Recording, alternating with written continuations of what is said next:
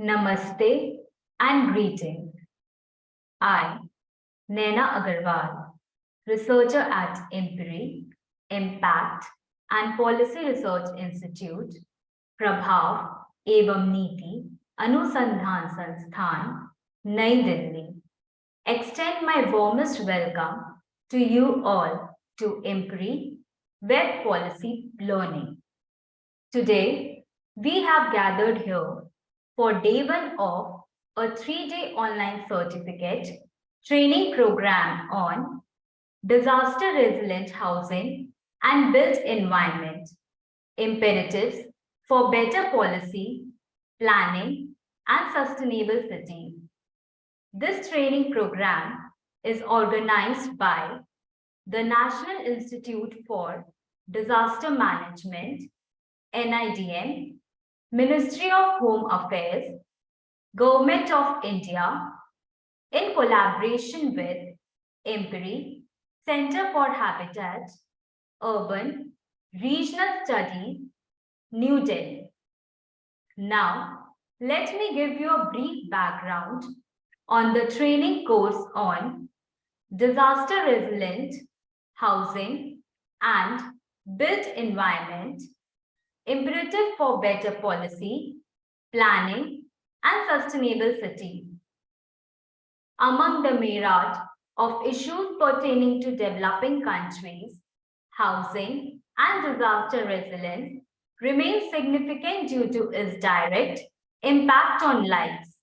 The rapid urbanization is followed by inevitable infrastructure, which can be difficult to adapt by residents who are still deprived of the basic amenities of life. Housing is a social issue and thus cannot be solved technically.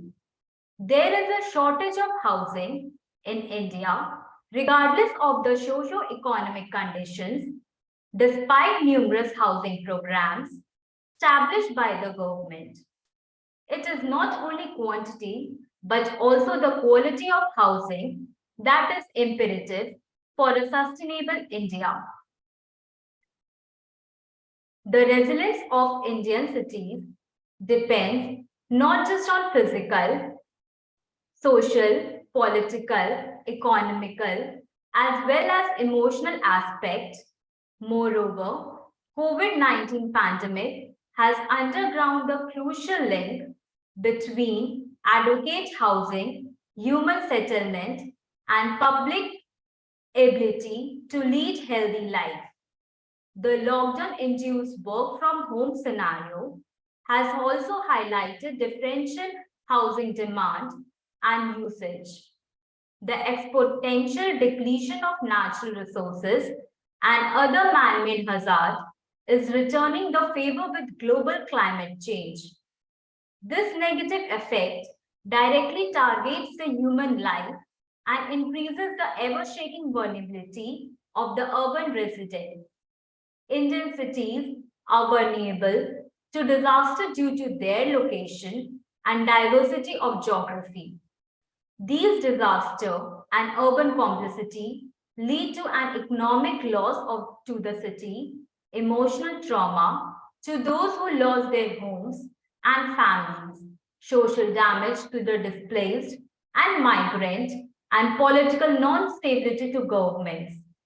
The need is to acknowledge this damage and spread awareness to all. The Indian cities need proper and strategic urban planning, which targets the different group of residents and take care of their housing needs. Urban resilience can further be enhanced by focusing on community disaster resilience at local level and implementing nature-based solutions to protect, manage, and restore the natural and modified ecosystem sustainably.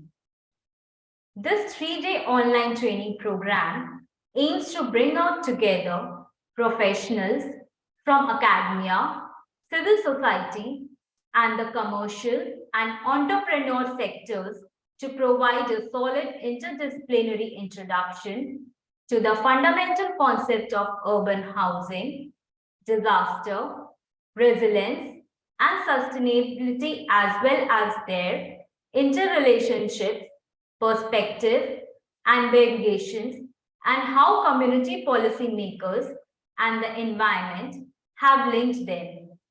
It will explore possible approaches and policy recommendations for developing a resilient and sustainable urban infrastructure and built environment in which cities are not only resilient but also livable for all their residents. I welcome you all to this enlightening deliberation and thank you for being interested and putting your time, energy, and effort into understanding emerging issues concerning the impact of policies in promoting sustainable habitat, built environment, and resilient cities, and helping us to bring together the practitioners and participants through this course for impactful policy research and action. The patron for the program is Shri Taj Hassan, IPS, Executive Director, NIDM, New Delhi. Our conveners are Professor Anil K. Gupta, Head, ECDRM, NIDM, New Delhi.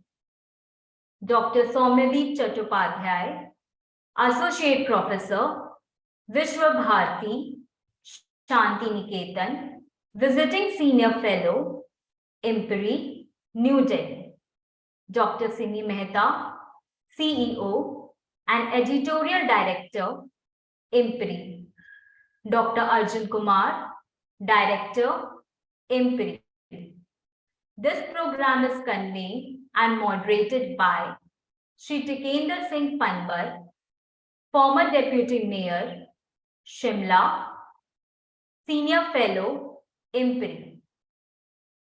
This 3-day training program has an excellent panel members who will be sharing knowledge on the above thing.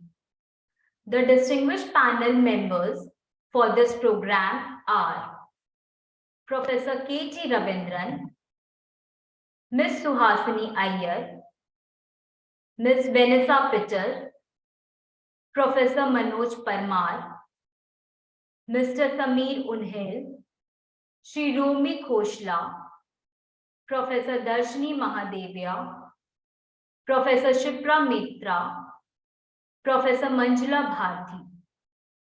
The organizing team member of this program are Fatima Amin and Dr. Sweta Vaidyadas, NIDM, Kushagra Khatri, Utkarsh Dwivedi, Diya Goswami, and Naina Agarwal, IMPRI. Before we start today's session, I would like to announce the housekeeping announcement once again. Please join the meeting on time. There will be a Q&A session after each presentation. Share your question on the Q&A box. The question must not be posted as an anonymous attendee. Ensure that your questions are precise. Refrain from making general comments in the question to save time. Now, without any further ado, I would like to invite our moderator for the training program, Shri Tikendra Singh Panwarji, to start the session, and also invite Professor Anil K. Gupta for his opening remarks, following which we will start with our expert session. Looking forward to learning from our esteemed gathering. Sir, over to you. Thank you so much. I hope I'm audible. Yes, sir. I was missing connection since long. So yeah, I think it's a very interesting 3 days session that we are going to host, and we are going to have some of the finest people across the country who have worked on the built environment. I mean, I can see Professor Katie is there, Romi Khoslaji is there, and many are there. So without taking much time, because I do not think that I must dwell on the subject, and it's better that Professor Gupta initiates, explaining. Sorry, is. Yeah, so it's better that Professor Gupta initiates the dialogue, and then we can intervene in between, and we can just take the floor once we have the Q&As. And I would like to speak in the end once we conclude this session today. So, but I think just one aspect that I want to make here. It's not just disaster risk reduction, which is an important element as far as built environment is concerned, but also, if our concern about climate change adaptability has to be taken into consideration. So it's not just adaptive strategies, but also part of the larger mitigation strategies that are very fundamental in this entire exercise of the built environment, because buildings consumes one of the largest forms of energy, and therefore it's not just from how the built environment must be, but also how it must be done. And I would also request, I'm not sure when Professor Romi Khosla is about to speak, but he must speak about not just about the technicalities of the built environment, but about the problems and the lacunas which we both, Professor Romi and I, we've been discussing since long. The processes which are missing in this entire exercise when we set certain codes of building, or when we design various. When we move into the development plans of various places. So I think with that, it's more than enough for me, Professor Gupta. I mean, it's been really nice to see you. And I can see you are, I'm in Simla, I'm wearing a cardigan and a jacket, and you are just in a shirt. So I don't know which part of India are you from. I'm in the current juncture, but yeah. Please, Professor Gupta. So very good morning all. I am very much in my office, so there's a little bit of heating, so I can afford wearing lighter clothes. And but yes, this evening I am traveling to Mumbai, where I'll get little warmer weather tomorrow. First of all, my compliments to Panwarji and the IMPRI team, and Dr. Arjun, Naina, and others, and also Dr. Shweta Baidya from NIDM, for choosing this very, very important topic. And from disaster risk reduction perspectives and also climate resilience perspectives. There are two very important aspects that are important to refer. When usually we talk about any kind of disasters, non-climatic or non-climatic, and non-climatic, if we talk about the disasters like earthquake, we often refer that it is not the earthquake that kills people, but it is the building that kills people. Does not mean that actually the building has an intention to kill people, but the faulty location, the faulty design, and not taking care of the safety and adaptability resilience aspects in our housing system, that poses challenge. When it comes to talking about climatic extremes and disasters, then what has been our experience that over the years our early warning has improved. So improvement of forecasting and early warning, alongside improvement of the local level preparedness, we have been able to reduce the loss of life. But another fact is very important, that the economic loss, the damage to infrastructure, also damage to ecosystems and other amenities of people and livelihood kind of resources.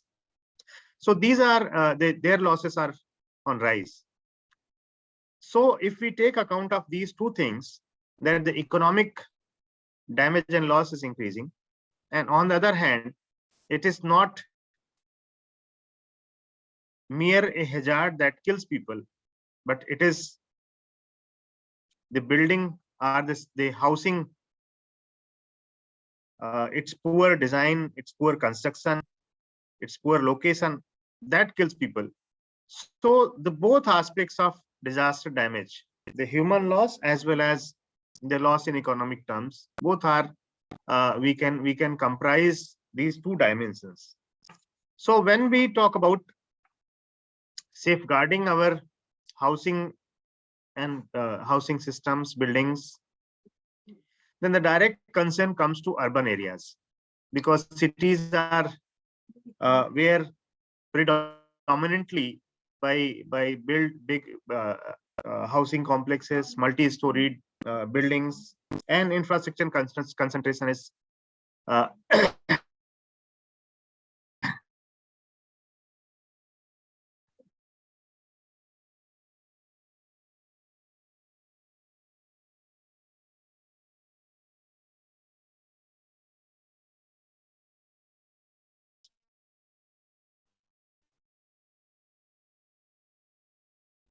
so climate change are important to refer, because hazard contexts didn't remain static. Those are ever changing, and more particularly in the wake of climate change implications. So like the increasing frequency and intensity of the heavy rainfall incidences,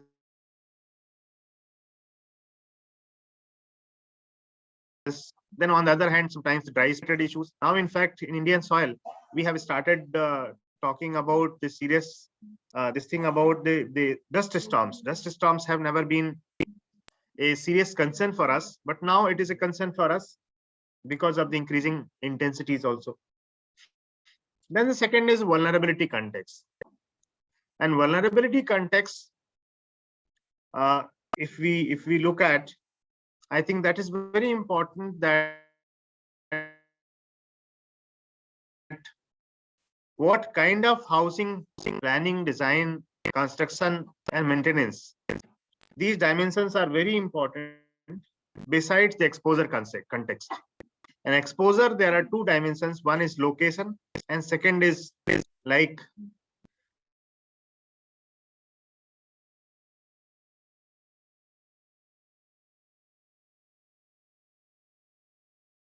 what is the proximity and what is the kind of a the opportunity. Beside this,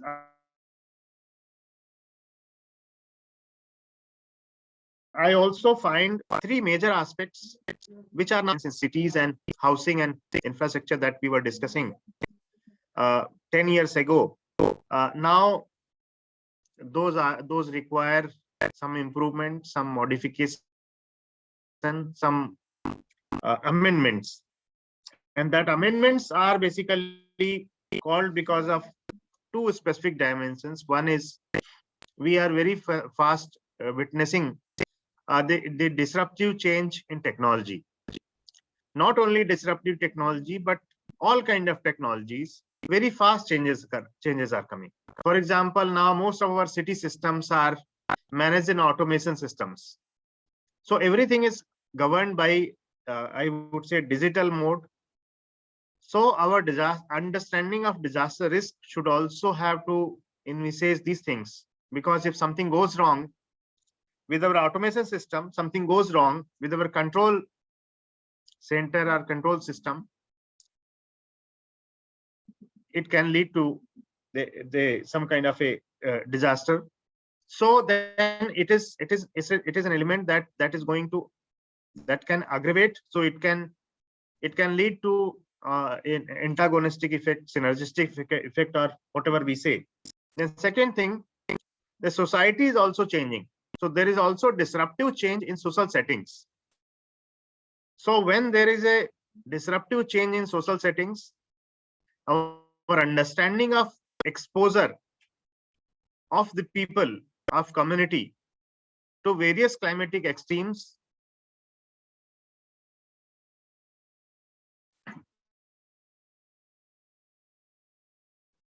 also needs to undergo the review and revision. And beside this, there are more through electronic gadgets rather than in person. So that emergency response, relief, so disaster related interventions also would need to be relooked and replanned accordingly. Then not only India, but entire Asia Pacific is on high pace of infrastructure growth. And infrastructure growth is very much needed for the milestones that we initially set under MDGs and now under several SDGs. Although now SDGs are more aligned to take care of sustainability concerns, bringing equality, bringing equity, bringing justice, bringing equal opportunity to people. It also requires that all the people have access to the benefits of development. And for that, and actually, the infrastructure growth is very important aspect. Then besides infrastructure growth, how do we look at the issues of socio-cultural dimensions? I think those are also very important. And that we have seen during COVID, when lakhs of people, we noted that lakhs of people are migrant workers in our cities. And then there was a big challenge that people wanted to go back, and then when city systems came to halt. So how city resilience depends on the people who are coming from other locations.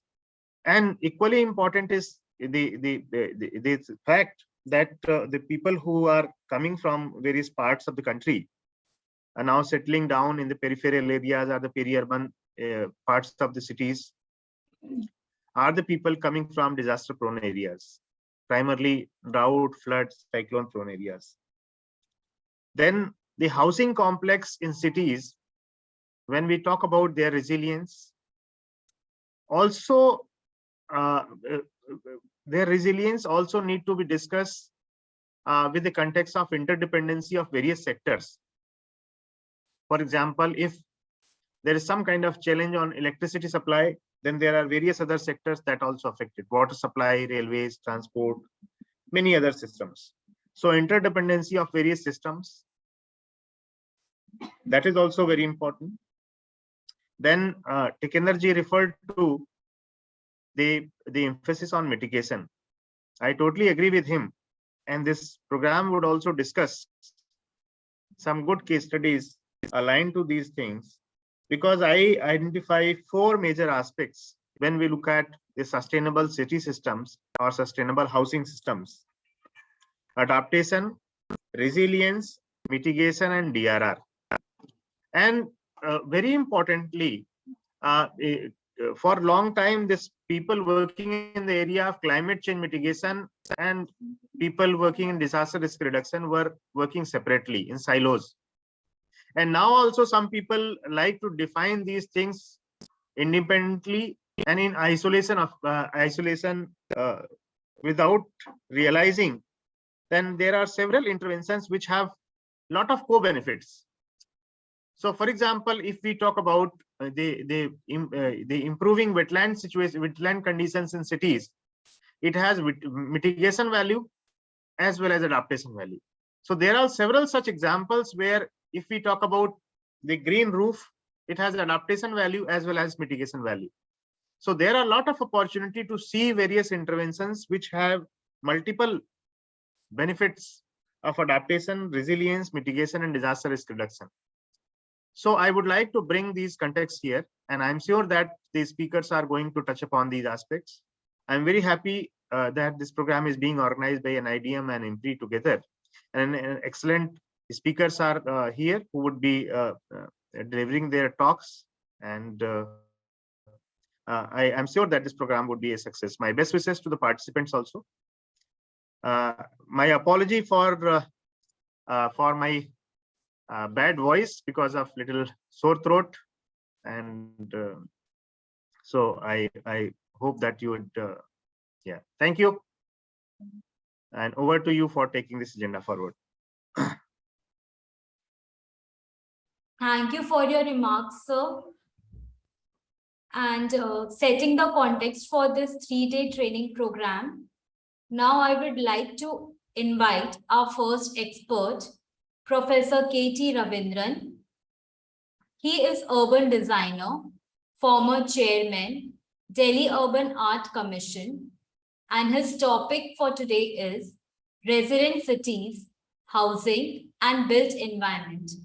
Welcome you, sir, and over to you.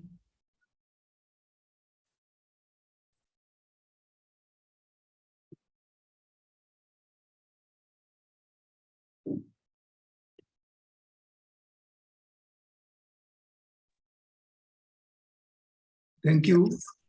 Yes, please go on, sir. Yes. Can you hear me? We can hear you, right? Yes, sir, we can hear you. Please go ahead. Thank you.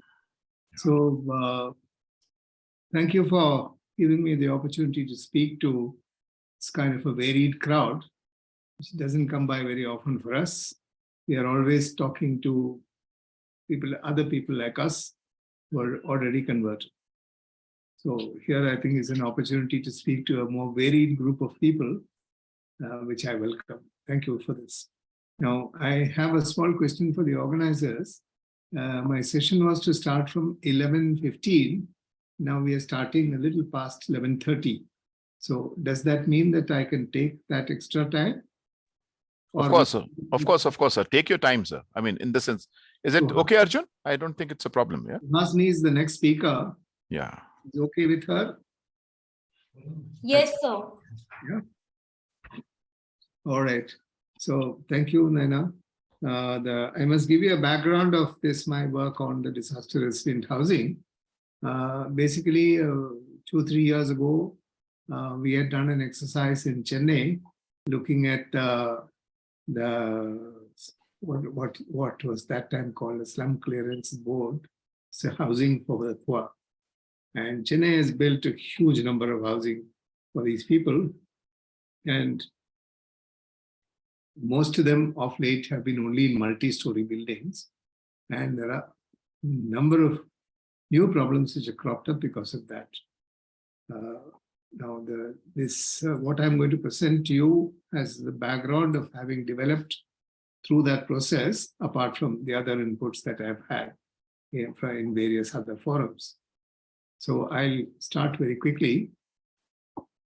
So basically, I've identified 6 different forms of disasters against which we need to build in resilience.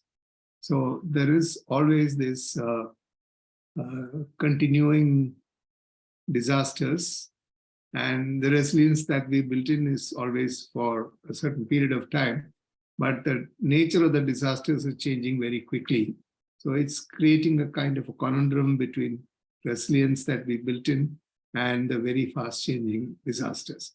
Now, for instance, Dr. Anil Gupta just mentioned a few more possible new disasters.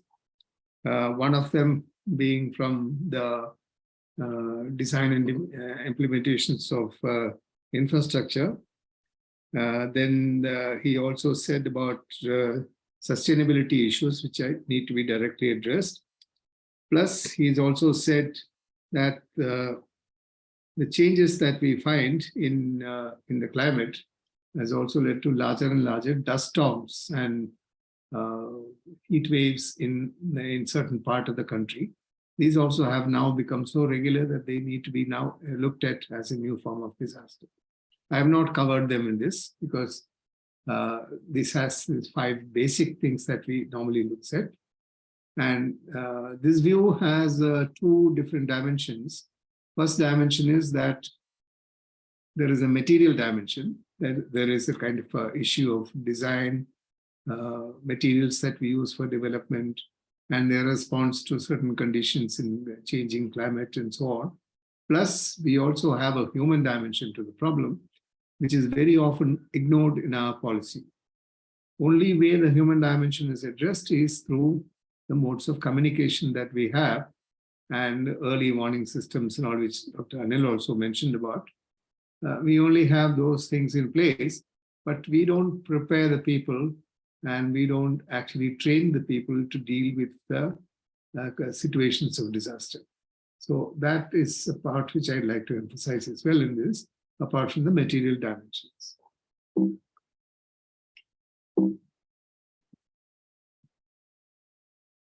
So the first issue then is the issue of building resilient communities. How do we bring about a sense of belonging in people to their built environment and therefore a sense of ownership? And where does that grow and where does it develop? The image that you see here is from a fishing community in Chennai.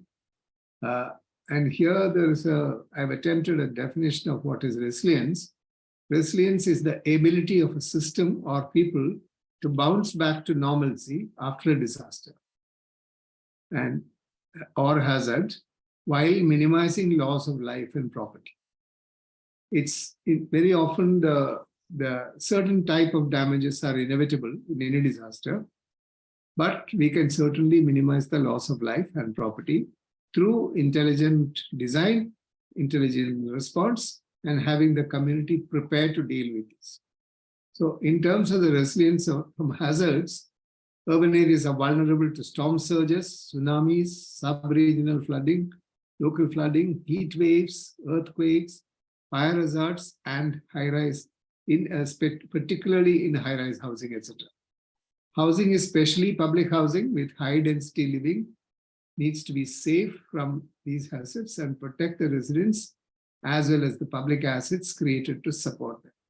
Now, this is, I'm emphasizing this fact because we know that when there is any disaster, it can be a kind of completely man-made disaster like demonetization. The impact is immediately more visible on the urban poor. There's massive loss of jobs. There is, complete breakdown of the informal systems which run the heart of this country's economy. And there is a series of responses, like a multiplier effect or something like demonetization, which can never be calculated in the Reserve Bank of India or in any other think tank. So there is this vulnerability of the poor to any kind of disasters is far more acute. There are many more issues. I'll bring that up later. And they also tend to be housed in high-density environments, and very often nowadays also in multi-story buildings, often more and more so that it's becoming in multi-stories. Chennai has been practicing this for a long time, so has Bombay, and now Delhi has found it fashionable to go into multi-story building. And we know that multi-story buildings are particularly hazardous from many of these 6 disasters that we outlined, particularly that of fire, earthquake, etc., etc.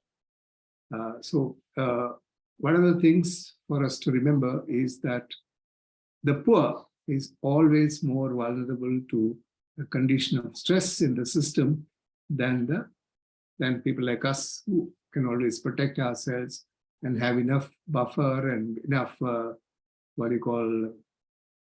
kind of leg room to move, whereas they live in very, very tight economic conditions, tight physical conditions, tight job conditions, and tight social and other security forms. First, I'll deal with earthquakes and how we need to deal with earthquakes. So this is an image of a damage in earthquake during the 2000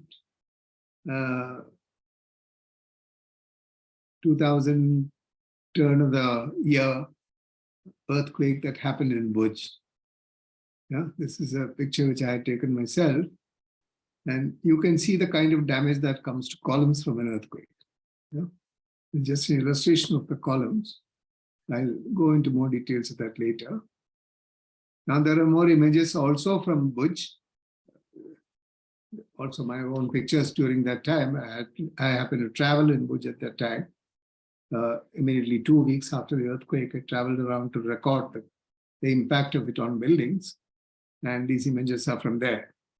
So building typology, that is the manner in which we dispose the form space issues in a building, and resilient site planning inputs, that is ensuring that there's enough refuge areas and so on in the plan, built into the plan, and a community trained in resilience together is the underpinning of a resilient built environment. When you say an environment is resilient, it means not just that the buildings are designed in a certain way to be minimizing the impact of the disaster, but it also means that you have a community who's trained in dealing with that resilience, inhabiting that space. Now, the stilt floor, for instance, is normally referred to as a soft story in earthquake design parlance. And soft story simply means that it's far more vulnerable than any other form. And you can see more images of the stilt floor, what happened in Bhuj during that period. In the images here, the whole column twists, and you can see that all the steel is bent and is twisted. Therefore, the entire upper floor, which is sitting on stilt floors, come crashing down to the ground. So you can see in the image next to it that the building is, in fact, the first floor of the building is sitting on the ground, because the entire stilted floor is completely broken and is been totally decimated. Now, this risk is even higher if the construction is on top of erstwhile ponds, wetlands, riverbeds, etc. This is a very, very important lesson that we are still refusing to learn in this country, that if you build on ponds, wetlands, and riverbeds, we are inviting disaster. We are inviting loss of life. We are inviting loss of property. Now, conducting a pre-construction stage soil analysis will identify silky sand, black cotton soil, or excessive clay content in the soil, which will necessitate stronger foundation at a higher per meter square cost of the building. Now, I'm particularly mentioning this point, even though it sounds like a technical point. It's a very important point in social planning or economic planning, because now increasingly we are tending to build the housing for the urban poor in this kind of degraded lands, which are wetlands, which are considered degraded. They don't accept these lands as part of a network of the organic network of the ecological system. They look at them as anything that cannot be marketed is looked at as degraded land. And often this housing for the poor are located in these lands. And there's a wetlands, riverbeds, ponds, etc., etc. And where the earthquake vulnerability is far higher, and therefore you need to sink much more money into the foundations of the building, which has two impacts on the upper story. That is, one is that you will have to build higher amount of FAR, that is, you will have to increase the height of the building in that much area of land, so that you build more quantity. And the second thing is that in order to, because of the investment that goes into the foundation, per unit cost of the housing will go up. So therefore, there will be a fixed amount of subsidy which the system gives the poor. And out of that subsidy, a lot of the money will go to pumping into the foundation, which is of no use to the poor. You know? And therefore, there are areas which are far more vulnerable. And unfortunately, the trend in our country is to move more and more towards these areas. Chennai is a graphic example of this, where every area which has been a wetland or has been an old pond has been closed up and low-income housing has been proposed. So it's more about the speed with which you can identify new lands, which are usually land which is not usable for the marketing part of real estate, and then that is assigned for low-income housing, because all other lands are considered costly for them. Yeah. So the cost of human lives and the cost of disaster, post-disaster loss in materials is not considered as a cost at all.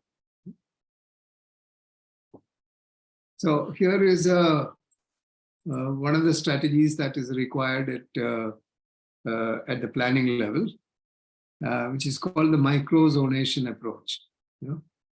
As I told you, since these studies have been done for Chennai, a lot of the maps that you will see here are from Chennai, and this shows the areas where there is more and more susceptible land areas for construction. And these are precisely the areas where new construction is now moving, and new construction for the urban poor is moving. So unless through this micro-zonation process, we can identify areas which are more vulnerable than the other, and then we avoid putting higher amounts of higher density and higher number of people into those areas, unless we do that, we will be in future paving the way for larger loss of life and larger loss of property. Even in a place like Delhi, where there's been a master plan in place for, I don't know, for 70 years, we still have had areas developing in post-70. Most of the concentrated housing that developed in Delhi, even by official sanction, not by developers alone, but also by official sanction, are in areas which are far more susceptible and been identified in the micro-zonation plan of Delhi as more susceptible areas. Because those areas were lying unoccupied, and therefore it was easier to barter or bargain for that land. And many of the new housing in higher densities have come up in those areas. That means if there is a serious earthquake in Delhi, all these housing remain in highly disaster-prone zones. And not only that, no attempt has been made to design the buildings with an earthquake resistance in mind.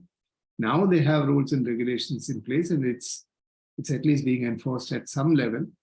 But in those days, in the 70s, there was no such rules in place, and massive proliferation of higher story where buildings came up for housing in those areas. Now the current plan is proposing more and more of the same. So the building configuration is a very critical factor to resist damage. And the proximity to open spaces, etc., are critical to access refuge areas during hazards. That is, if there is a disaster, people should be able to run out and gather in an area where they are safe from falling buildings. That's what is called a refuge area. Now, structural safety precautions should be taken based on earthquake zone, because the building rules in Delhi and across the country specify the structural regulations for this, for earthquake damage prevention. But the compliance of it as the building goes higher and higher is always suspect, because there's lesser and lesser checking and enforcement that's possible in higher and higher floors. So the use of technology and effective communication intersectoral critical knowledge and communication intersectoral critical knowledge is knowledge sharing can be achieved. That is, by use of technology alone, effective communication intersectoral critical knowledge sharing can be achieved. And this is one thing which is lacking so badly even in every city system, including the system in Delhi, where there's massive research on earthquakes going on in one place, lots of knowledge that is created, regulations which are brought out, there's international seminars happening and so on, but they don't go back into the master plan, because there's no communication, intersectoral communication between the people who prepare the plan and people who are generating the knowledge. Now, this is a gap that we need to seriously bridge. Now I'll move to the next aspect of disaster, that is fire. Fire is a very serious disaster in which the urban poor is most impacted.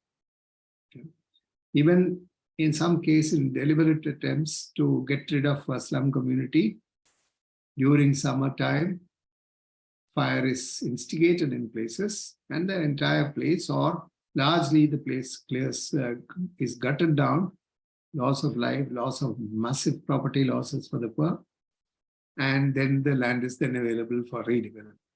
So this is a phenomenon that we know happens across the country in India. And there are specific gangs who do this for like a Supari job. They can be hired to do this. So there are people who clear slums through this method. So that's how fire is used by the real estate to ensure there's more and more supply of land. But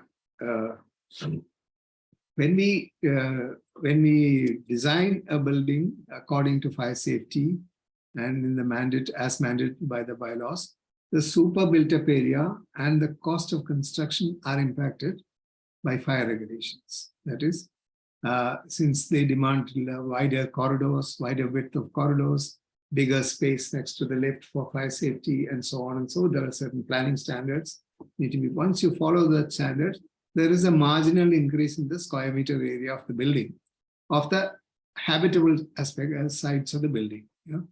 So, which is what called the super built up area, is the habitable plus the infrastructure area of a building. And then that cost shoots up marginally.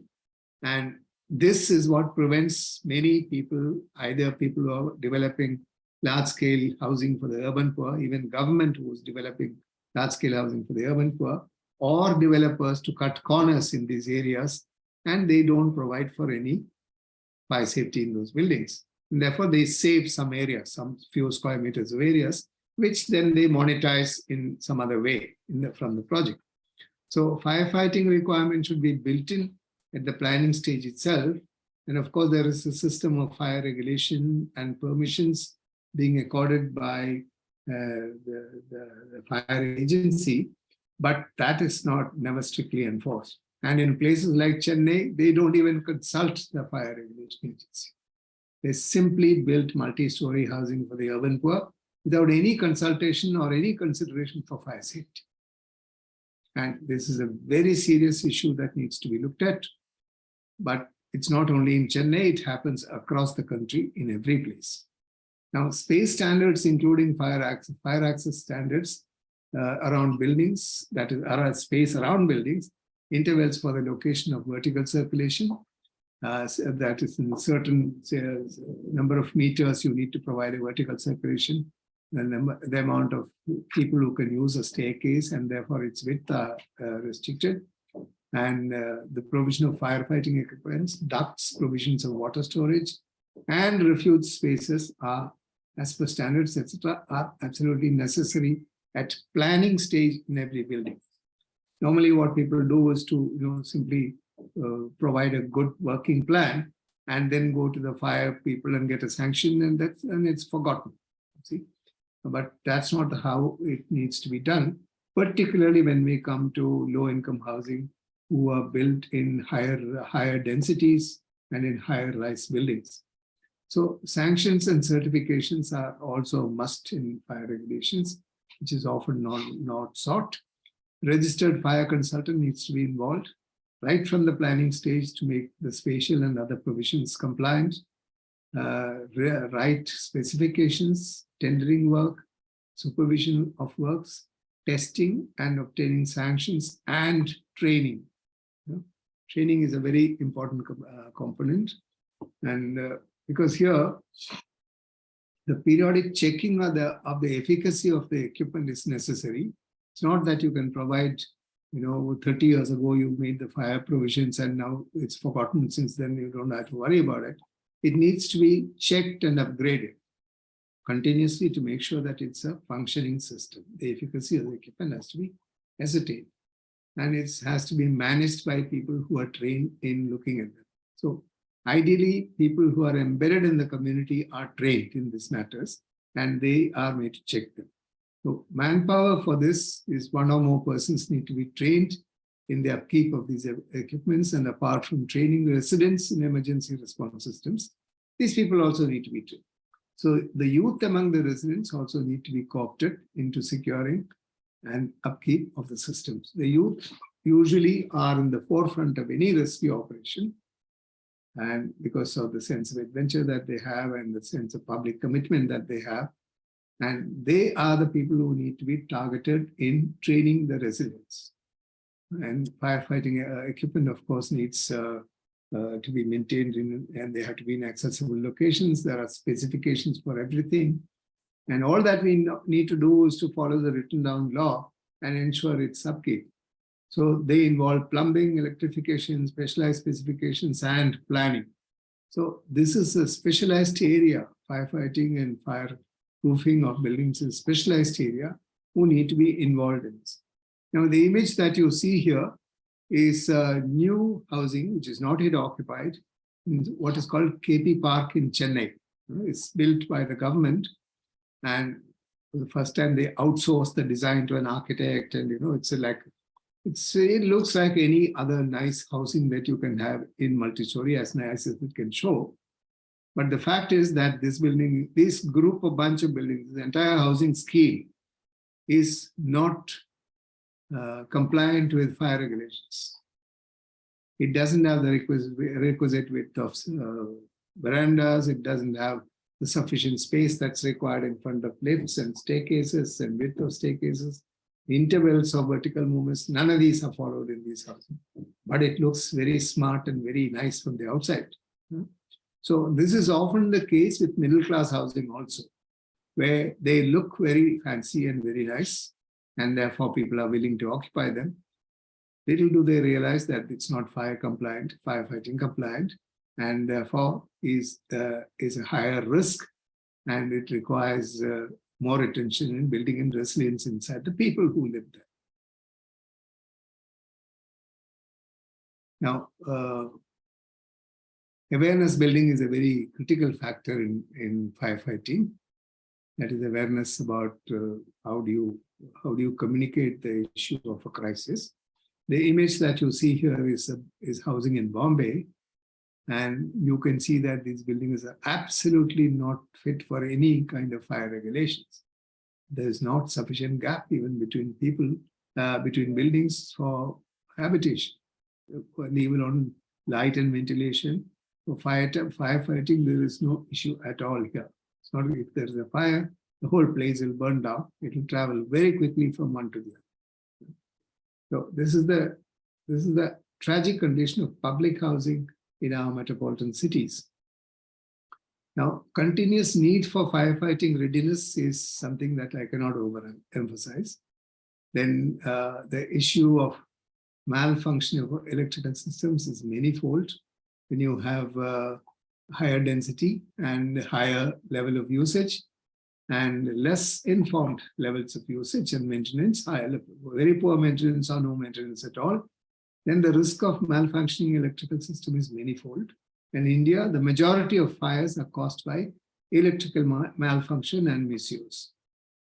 Either excessive loading or the kind of wiring that's provided cannot handle the type of load that's generated because of high density, because the specification was not followed when wires were put in place, or that the use is gone over the top from what was envisaged to be the load demand that will be generated by it. So electrical malfunction is one of the main causes. 90% of fires in India are caused by electrical malfunction. So this leads to serious issues of fire. Few people die with the electric shock, but many, many more die from fire. This means serious financial and legal liabilities for the people who built, which they don't realize when they do it. So these are best managed through professional facility management teams or under legally constituted residents' welfare associations to deal with upkeep and emergencies. Residents' welfare associations are only possible by law, or they are only allowed to open a bank account if they own the place. You cannot have people who don't own buildings running the Residents' Welfare Association. So therefore, it privileges those who own property other than those who don't own property. So to mitigate this issue, there is a professional field called facility management. There's training in postgraduate training nowadays in facility management, who are trained in the upkeep of all infrastructure systems, including fire systems in buildings, and who are on their toes and beck and call of the community when anything goes wrong with it.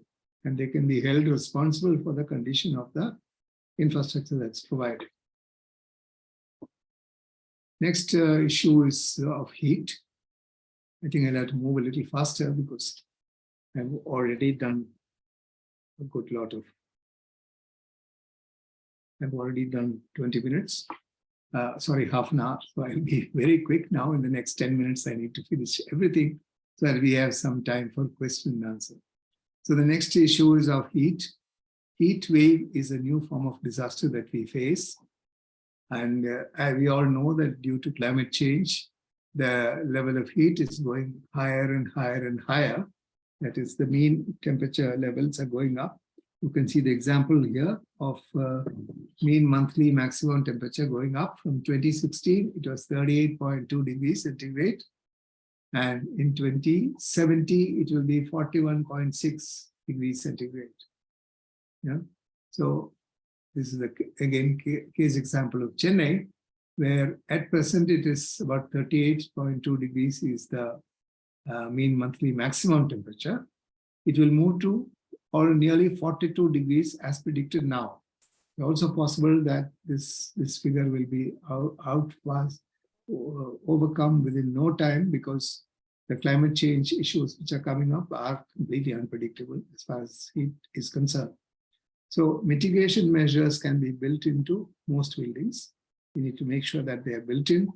And radiation that impacts microclimate, that is softer lands, non-reflective surfaces, softer surfaces, and open jointed paving can reduce radiation. There are many methods to do this, but the important thing to remember is that this is also something which needs to be designed into the building system while we are doing it. So if you are not a technical person who is now listening to this, but is in a position to make decisions, or will in future grow into those positions of decision making, you need to know the fundamentals of how these things can be mitigated.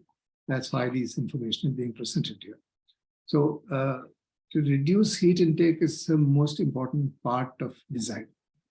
It's also very important for climate crisis, because we know that is ineffective in, there are many construction systems which is ineffective in reducing radiation. They need to be avoided. And we have to also make sure that buildings are not trapping the heat during the day and emanating in the night, increasing the minimum temperature in housing, minimum temperature in the ambient areas, therefore necessitating more fans, more air conditioners to be run. So the whole thing acts cyclically, and one stupid act at the point of design can cause a multiplier effect into creating more and more energy consumption, which leads to faster climate crisis. Now, again, to go on the factor of heat, small measures like cross ventilation, or what we call Venturi effect, where when built forms are brought close, there is a kind of tunneling effect that's created by for the wind flow, which is then tends to be much faster, and it channels the air faster.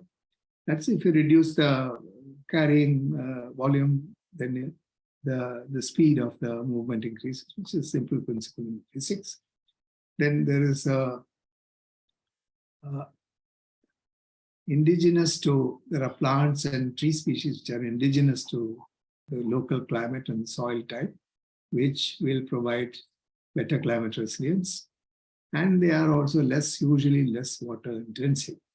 Many people nowadays import plants from somewhere, or they are carried away by the kind of environment which is created, manicured environment created during the British period in the areas which are occupied by the colonizers, that is rows of palm trees and certain type of eucalyptus and ashok trees, which don't invite any birds or any such thing. And those are planted in many places because politicians are often obsessed with that image of power, which is generated by the landscape. So they have begun to discard indigenous plants. We have begun to discard indigenous plants, and we are now going for more and more imported varieties, which are less and less sustainable in the kind of climate that we live in. So a well-landscaped outdoor environment is a must for every project, and it can become an asset to the site. Now, it also provides refuge from harsh climate. We know how people naturally gravitate towards the trees in India, where either the heat or the humidity is high, and it's far cooler under the tree, and people move towards this. So if you have a well-landscaped area around housing, it becomes a preferred area for children and adults, so old people, etc., to actually come together. And that not only gives them refuge from harsh climate, it also gives them an opportunity to come together as a community. It creates more chance encounters, more discussions, more sense of community, and better building of camaraderie between the residents, which prepares them to act in unison when there's a crisis or a disaster. Next issue is flooding, which is one of the most critical issues in Indian cities now, starting mostly from metropolitan cities to the smaller ones. There's not one metropolitan city in India which is not a victim of flooding. And this has multiple reasons for the condition that we are in now. Now, there are three different types of sources of flooding. One is cyclones and storm surges in the coastal areas. Second is rainfall exceeding the capacity of rivers and tanks. We have some inbuilt systems where the excess water actually drains off on the surface, and often that capacity is exceeded by excessive rain, or construction in low-lying areas and wetlands by us, by people, is a man-made issue. We also obstruct flow of rivers and tanks. We close down tanks and build housing on top, and so on and so forth. And we create housing, especially low-income housing, in low-lying areas and wetlands. So these are three primary reasons why there is massive flooding. There's the coastal zone regulations. I will not go into details of it. They fix a high tide line, and that high tide line is very often violated willfully by governments, state governments, who prepare a coastal zone management plan, which literally takes the opportunity to circumvent the rule of coastal zone regulations so that they can allow more development in areas where they should not be having any development. In particular, housing for vulnerable groups must strictly adhere to these laws for all projects, because we know that the vulnerability of the poor is many, many more fold. Now, here you can see what happens to low-lying wet areas. This is an image of Chennai once again, because as I told you, this whole study has been based on our efforts to look at the issues in Chennai of vulnerability of low-income housing. We have found that all these areas which are marked red, which are around lakes, are areas where either housing for the poor or industry and housing for the poor are developed. And therefore, both their jobs, that is, their houses are at risk, their jobs are at risk, and their lives are at risk. So that's the kind of conditions in which they are now providing these houses. And it's very strictly to be adhered that these areas should not be built upon and must be preserved to a healthy condition, particularly wetland areas. As I said, there's a lot of ignorance in various decision-making bodies about the function of a wetland. They see it as a land which has been kind of invaded by water and therefore made unusable, whereas it is an essential part of the ecosystem of the place. They don't realize that the wetland is an asset to the city. It acts like a sponge in absorbing excessive water, and it generates its own ecosystem, which is also a critical part of the entire cycle of environment. Instead, they see it as a lost opportunity for development, and therefore very often they are taken over and new development moves on to those areas. These red marked areas in this mark are the most low-lying areas, and the yellow ones are the next, and the green ones are the next. A lot of the new projects in Chennai have actually come up in these areas where you see the yellow, which are vulnerable areas. Now, of course, the foundation cost of building, I've discussed this earlier, and it also impacts the longevity of construction of the building itself. Because once there is high amount of moisture in the soil, and high, in the case of coastal areas, high amount of salinity also in the soil, the life of concrete is like reduced by half to 1/3. Now, this increase in water runoff is concretization and construction that also results in increase in water runoff. That is, the soil is not able to absorb the water, and because once it is paved, and the water, the increased the water that runs out from these will increase the water flow into channels and therefore can cause flooding. So most of our cities, we have no regulations on what kind of paving to be provided, how do you ensure that certain percentage of the land remains soft so it can absorb the rainwater. That's not looked at all, but those are critical issues to work against flooding. And a series of environmental problems are unleashed by building in low-lying areas, which will further deplete the already diminishing water table. It will diminish the water table because the water, as I said, by excessive paving and construction, is thrown out of the area into the adjoining areas, and therefore the available water in the subsoil is brought down considerably.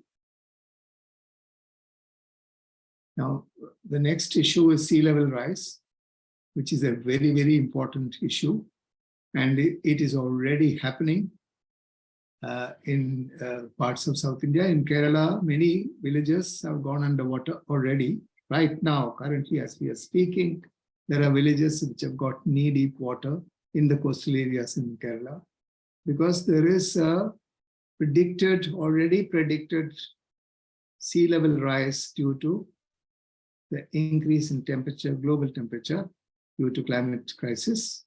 And that is something that you cannot wish away. And there is no way you can fight this rising of the sea level, because the processes have already started. There's very little that we can do to prevent them. They are going to happen, we like it or not. Only thing that we can do is to now make preventive rehabilitation and ensure that there are places where they can be housed in safe locations with their household incomes intact. In other words, their job access, which is usually based on water systems in the coastal areas, will have to be maintained while you're removing them away from the water. It's going to be a tricky issue, but no one has actually as yet confronted this. So by 2100, most coastal urban centers in India could be underwater. Just about 80 years from now, Bombay can go completely underwater. Calcutta's entire wetland system will go underwater. There'll be no wetland system. And Calcutta's whole food chain is also connected to the wetland system because all the fish comes from there. So does all the sewage is transported towards that area. So there is an existing environmental cycle or even a food chain for that matter, which are all going to be disturbed by the rising sea level. So the areas marked in red here are areas which are going to go underwater. And this is something which is inevitable. And this is an impending disaster. It's not impending all over. It's already happened in coastal Kerala. Many villages have gone underwater. And you can imagine what will happen to places like Lakshadweep Islands, which is just about a meter above the water level. That if the sea level itself, they don't experience any storm surges, because apparently if you don't have at least 50 meters of depth for the, 500 meters of depth for the land, the storm actually slows down. So that's what happens in the case of Lakshadweep, and they've survived for hundreds of years. But now the water levels rising is not going to spare those. So where are they going to be rehabilitated? It's part of India. They speak a form of Malayalam. Their obvious choice will be Kerala to migrate to.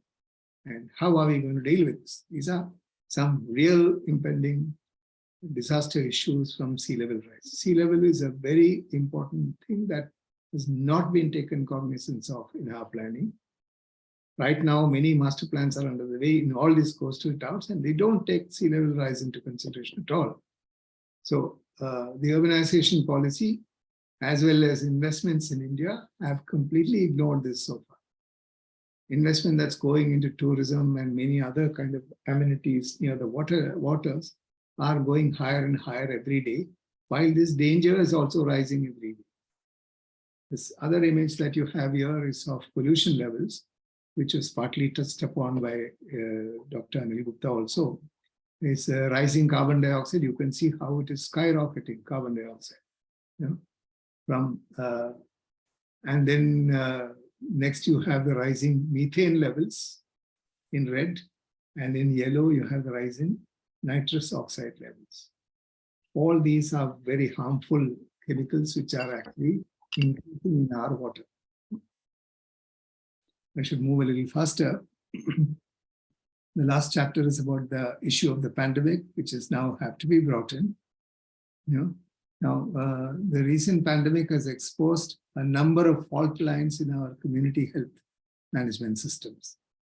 Not only in the community management health management systems, it has also demonstrated many issues which are economic issues, issues related to housing for the poor, issues related to labor and resource relationships in our cities.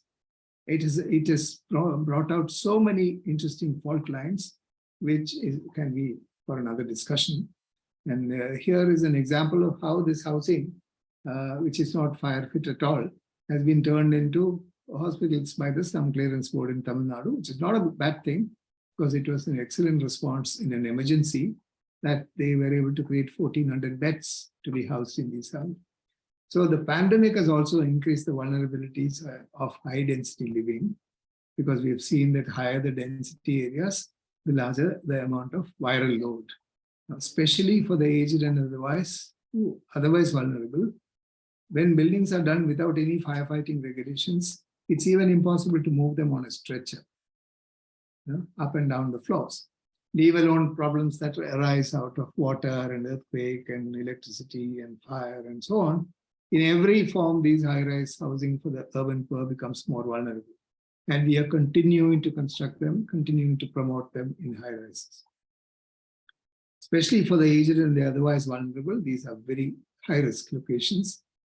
They can only be mitigated by better design, not by any other action. That is, reducing the height of buildings is the only solution. Reducing them to walkable floors is the only solution. Anyway, that's a larger discussion. We'll keep that separate. Then we need also regulated entry exits. We need to look at data. We haven't got any data on anything.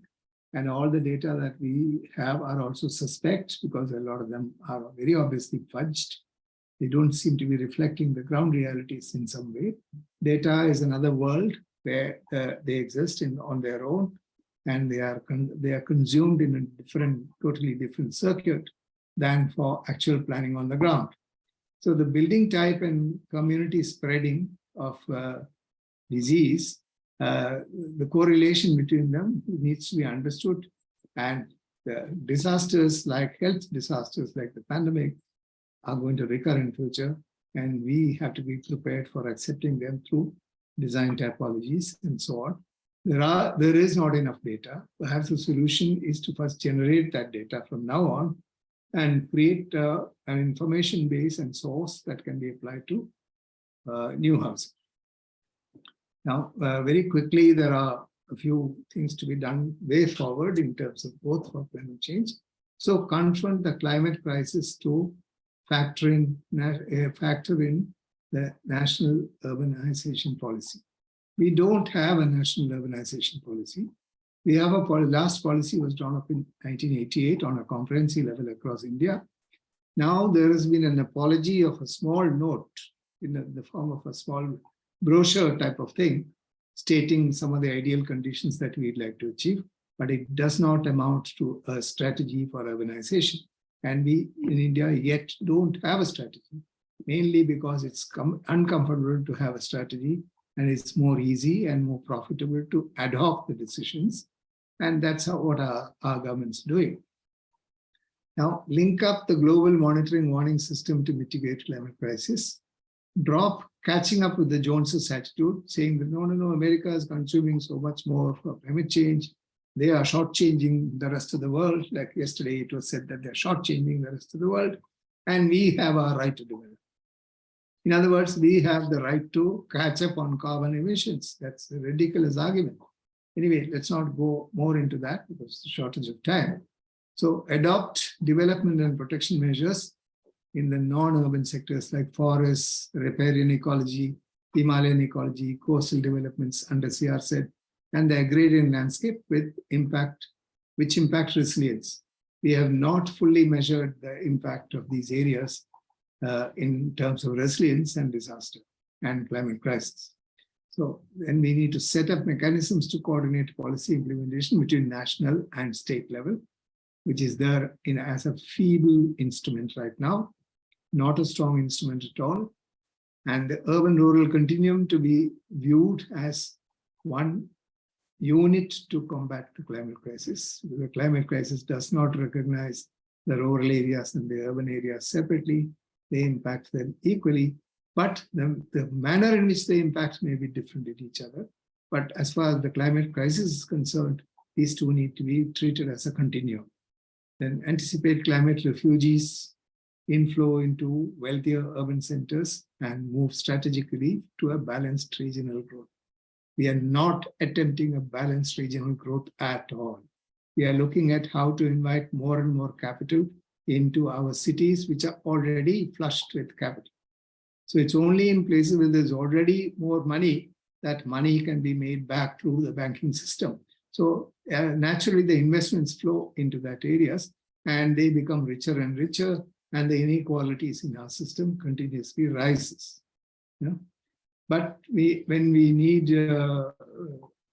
are looking at it in this perspective, what's happening in the countryside is quite different. The kind of changes which are going to be brought about by climate crisis in the countryside is still not fully understood and measured. And on top of it, it's not even factored into the way we are planning. Each of these are actually full topics that can be discussed. I'm not going into it. So we have many master plans being prepared. I have 2 of them sitting on my desk for review right now, 2 important locations. Master plans are sitting with me for review, and none of them actually are subservient to any kind of climate mitigation policy, because there is no climate mitigation policy. We have an international position which is based on data that we actually churn up in those forums, and then we have a completely different strategy on development, contrary strategy in development. So there is a kind of, I don't know whether to call it hypocrisy or deceit or whatever that is.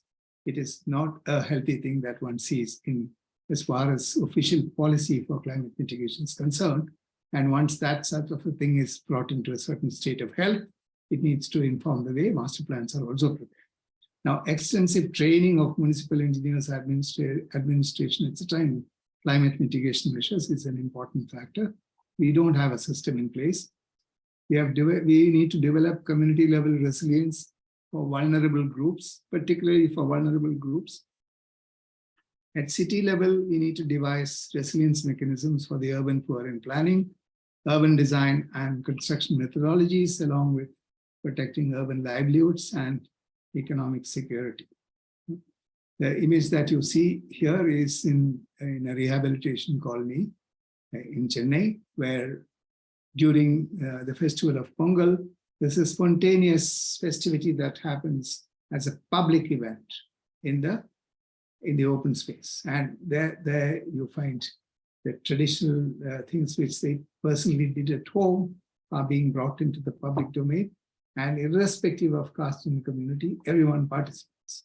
So the manner in which we can build the communities is dependent on the way we design buildings and open spaces. And that's a critical factor for future resistance in low-income housing, because without this camaraderie and hand-holding, no individual can fight a giant monster like the climate crisis. Thank you. I conclude there, and I'm open to questions if you have any time. Do we have any time? Naina, do we have any time? Yes, sir, there is one question. Yeah. It is from Shikha Unyalji. Yeah. Can representation be made available to the participants? That's a question to you. Oh, sorry. You're free to use my material if you want to circulate. That much I can say. The circulation is the policy that you need to decide. So one hand is raised. Sorry? Do you want to add anything? No, I just, Professor Katie, are you listening? Yes, I am. Thank you. Thank you so much for this fascinating presentation. Are we going to take questions now or at the end, or we'll finish with Professor Katie? What do you say, Arjun? Perhaps at the end will be better, because then we can start the next session, because I have done roughly already 1 hour. Okay. Okay. Then I'll come in the end once we have the second presentation also done. Suhasini, I think, is waiting. Right. Okay. So Naina, let us introduce our next panelist. Yes, sir. Thank you, Professor Katie Ravindran, sir, for taking out time and giving us valuable information. Now, I would like to invite our second expert, Ms. Suhasini Iyer. Ma'am is architect and urban planner, co-founder, Aroville Center for Scientific Research, Aroville, Tamil Nadu. And ma'am's topic is adaptive planning and design for disaster resilient built environment. We welcome you, ma'am, and over to you. Thank you, Naina. Okay. Actually, Katie's presentation makes mine quite redundant. He's covered all the points. I think we could have gone on to the question answer session right away. Anyway, as I promised, I will run through my presentation. I'm going to be focusing on 2 issues.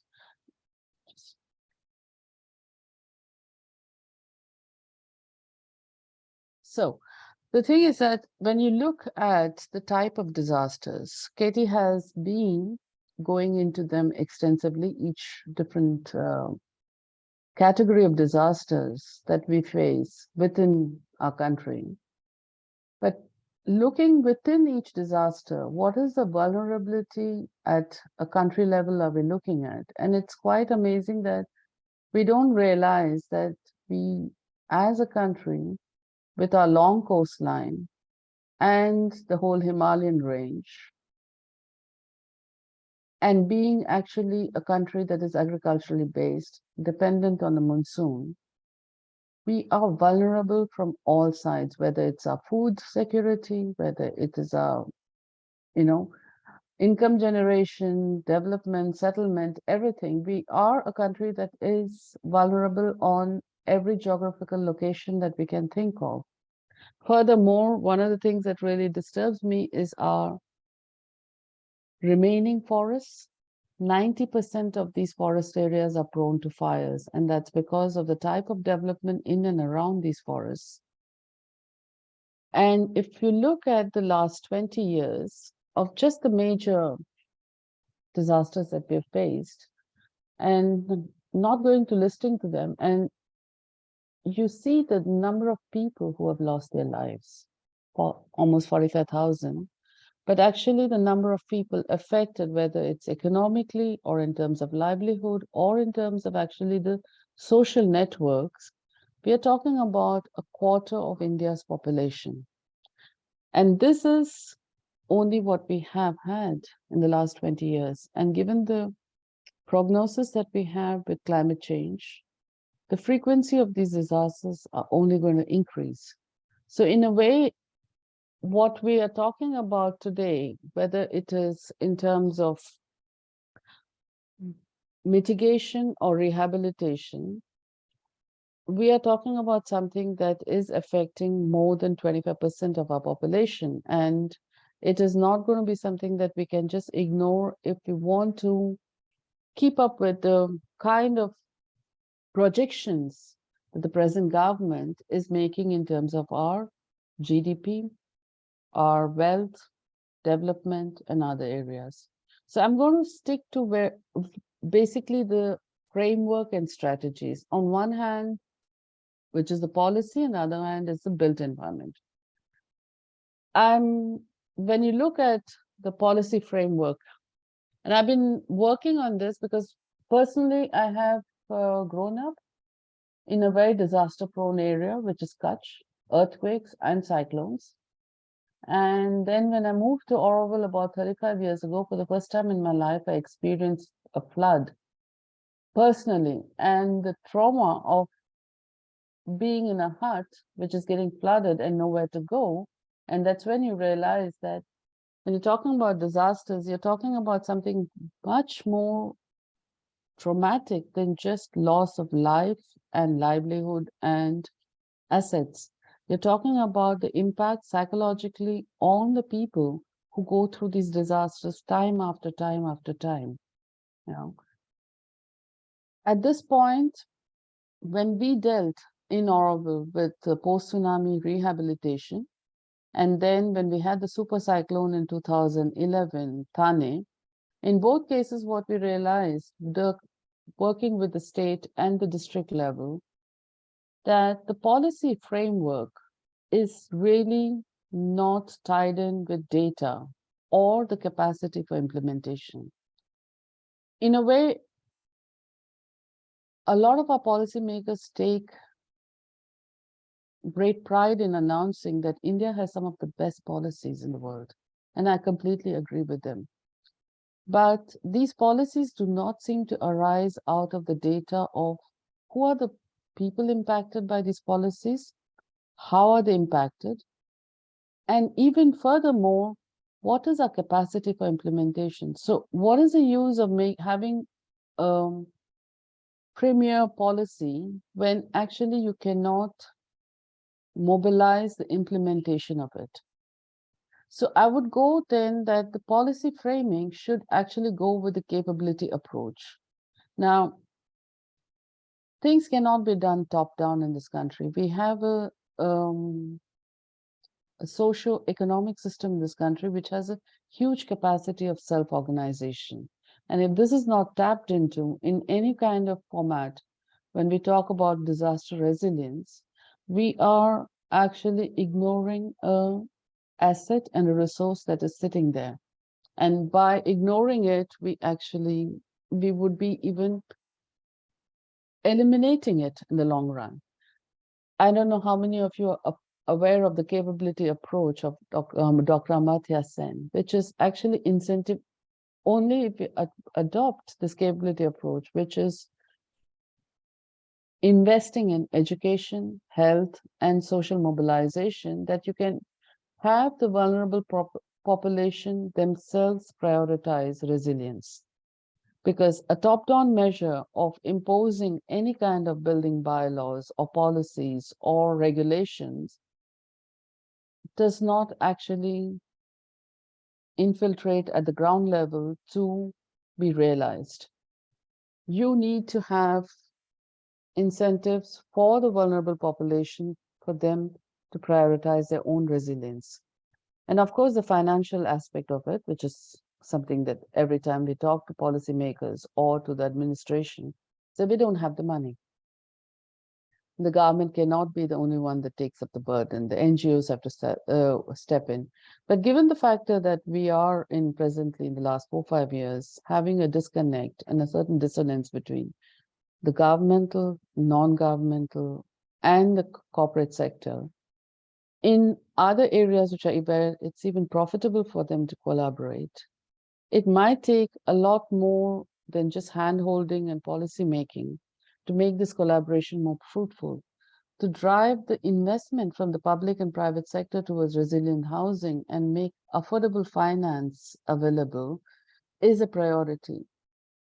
In a way, when you look at it, there is a kind of an apartheid when it comes to financing of affordable homes. The lower your income category, the higher you pay for the cost of the money that you borrow. And this is something that seriously needs to be looked at if we're looking at not just disaster resilience, but actually healthy urban development that leads to a long-term mitigation of disasters. Second, of course, is land use. I think Professor Katie covered that much more in detail. I'm going to just stick to the main framework. One of the things that we face when we do disaster mitigation or even rehabilitation is land tenure. This is an area where post-tsunami, we continued to work up to 2012. 8 years later, we were still struggling to do rehabilitation housing because of land tenure. There's very weak legal and political mechanisms to ensure land rights for the vulnerable population. There's almost no, between the decision-making and implementation, there's a huge gap in allocation of land for rehabilitation. And I would say the economic inequity that drives our country's GDP is more and more pushing a large part of the vulnerable population into what I call housing in very vulnerable areas, which it's a double whammy, because on one hand, you're taking away the capacity of wetlands, low-lying areas, and others to deal with flooding. And on the other hand, you're putting livelihood and lives at risk from the population that is living there, that has been pushed there. Economic stability, which is livelihood and additional economic opportunities. And as Katie had already pointed out in taking Chennai as an example, when you look at the areas where most of the slum development and unorganized sector livelihood programs are, they're all in vulnerable areas. And so whenever we have floods in Chennai, it is not just impacting the safety and lives, but it actually leads them into a debt cycle from which recovery becomes extremely difficult, between health bills, loss of livelihood, loss of assets that allows them to have a livelihood. It is a spiraling thing from which after each disaster, communities do not recover. Topography, a lot of from the master planning down to local area planning, topography has become something that is ignored when it's put against the weightage of land value. At the end of the day, the people who pay for it is the government and the vulnerable population. Furthermore, then the seasonal adaptive comfort. On one hand, I've seen that in certain areas, because of massive floods, they start doing disaster rehabilitation, not taking into account another climatic stress, which is the summer. India is a country that has to look at cooling. And if we don't look at cooling, whether it's in different areas and only deal with flooding without looking at other areas that are impacted, we actually are designing into our own policy further disasters. Mobility, safe evacuation and reliable network. This is something that I realized really on a personal level during the tsunami, the inability of the people to be able to go towards safety. Because no matter how much you make your settlements disaster resilience, nature finds a way sometimes to do things which we cannot plan and design for. Evacuation has to be an essential part of any planning process. Public utilities, which is access to water and energy. Post-disaster, access to water and energy can become a real bottleneck, leading to a cascade of other minor disasters like waterborne diseases and social unrest, which leads to further loss of life. And sanitation, which is very essential for health and well-being. So when we look at policy frameworks for land use planning, when it comes to disaster resilience, it's really important that there is a system of planning which is optimization at various levels between decision makers, urban planners, and economic planners. We need to really bring in our economic planners on the table and look at these things together with them. Of course, in social planning, social networks, a very, very important aspect of disaster resilience. The economically weaker section and socially alienated population, who are the most vulnerable, like Katie already mentioned, they settle in high-risk zones. If the social networks are not maintained when they are rehabilitated, you're actually making them vulnerable for the next disaster that's going to strike them. The social networks between these groups of people is amazingly resilient if you acknowledge them, you take them into your planning, and you actually give them the space to grow at a grassroots level, which then brings us, the social networks is the main route that allows the social capital to work. So you have to identify, strengthen, and support the self-organizing capacity of communities to provide relief post-disasters. And the grassroots network that gives a helping hand. The dependency on exterior agencies to come and do disaster resilient development or post-disaster rehabilitation and relief can go only up to a certain extent.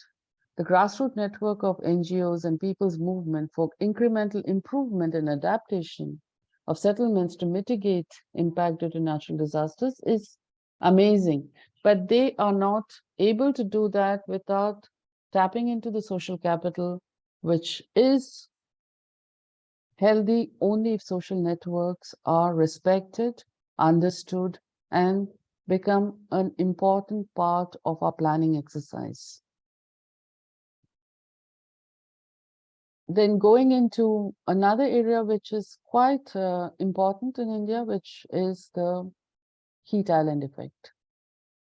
When you look at the temperatures in different cities over the last 50 years, it is amazing how, I mean, okay, the global temperature 1.5 degrees centigrade and all that, but within our own cities, we are talking about increases which are more than 30-35% in some places, which is a disaster in itself, and it's a slow, low-grade disaster that has effect on two ways. One is that it increases our operational energy needs, which we cannot afford in this country, which in turn increases the heat island effect. So there are several ways that we need to start looking not only in our policy and regulation, but actually through incentives, which is that the increased demand for housing and infrastructure, the way it is, we need to look at the buildings and at the street level, because a lot of the trapping of the heat happens at the street levels because of the radiated heat from the buildings. We need to look at how we are doing our land use planning, because waste heat from vehicles, because of the kind of mobility systems that are there, increasing use of private vehicles, and increasing flow of traffic with all the road development and everything. Oh, it's all wonderful that we are developing so many thousands of kilometers of fantastic roads in our country, but the vehicle flow is more and more, favoring private vehicles at the cost of public transport. And the only form of public transport that seems to find a sweet spot with the policymakers and the budget regulator is metros. But actually what we need is public transport at the ground level for short distances with higher frequency. But without looking at our mobility system, our non-residential development, and our street level development, we are going to increase our heat island effect, which in turn is going to cause higher wet bulb temperatures. Right now, we're looking like in the coastal climate of peninsular India, we're looking at 100 to 125 days a year where our wet bulb temperature is touching a point of no return. And air conditioning may seem to be the only way to go with hospitals, public buildings, schools, offices, which is going to be a catch-22. Another point that most people don't realize is that the higher the heat island effect, more the groundwater percolation of rainwater is reduced. So in a way, like city of Chennai is a water problem, but actually the groundwater table is not that far away. But it is continuously falling every year because we're reducing the percolation, both due to heat island and overpaving. I'm going to come to the second part of my presentation, which is from policy planning to look at adaptive building codes and standards for disaster resilient housing. When you look at our building codes, we don't really have actually targeted response to what we see as a prognosis for climate change and climate-related disasters. We have building codes that seem to look at development in this country as being separate from the looming climate crisis. And we cannot afford that, neither in terms of our fatalities and disasters, but also in terms of just the economic inequity that we already have within this country. It is going to make the divide even more sharp, and that we cannot afford if we want to have social harmony in this country. So we need to undertake review of building codes that respond to the changing and extreme climate stress, and especially in urban areas and peri-urban areas. This has to be taken up as a war footing. And key measures that address specific hazard types, which are tied into at a regional and local level, and not a single level document that is, you can do weightlifting with it, but nobody ever refers to it. Another thing is the codes need to be informed with traditional construction technologies combined with modern sciences, because one of the reasons that we do see the output of carbon increasing constantly is not just with traffic and transportation, but a lot of it is actually coming from the production of building materials.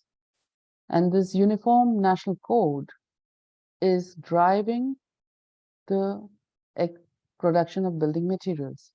Unless, like I said, the social network and social capital, when it's combined in terms of looking at our traditional construction technologies, can reduce our carbon output with our construction materials. And retrofitting.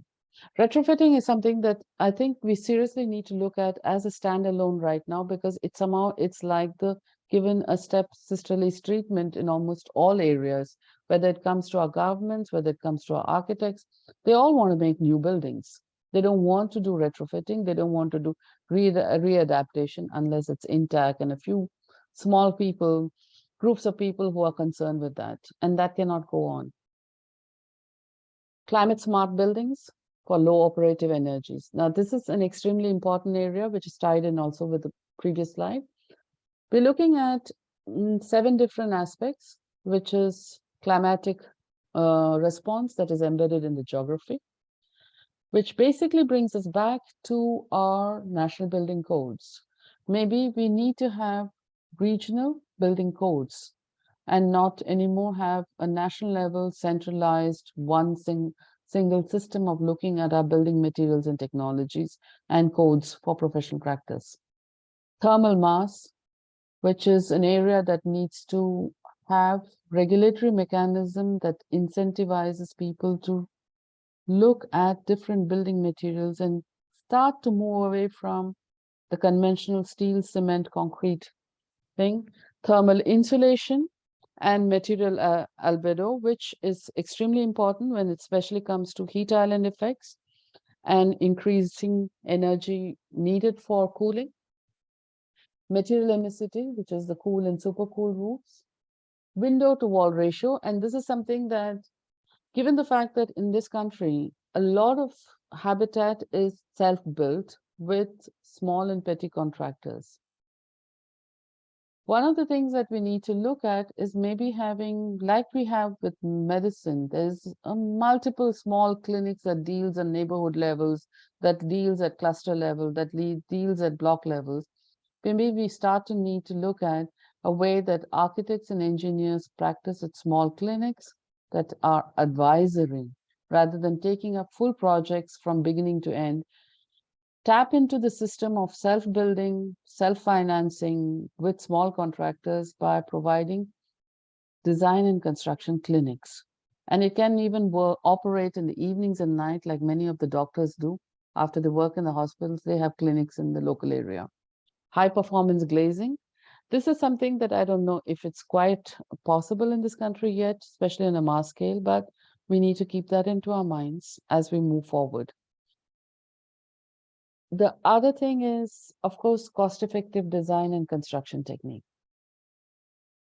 A lot of the rehabilitation projects that I've been involved in, we are at loggerheads with decision makers and the finance sector.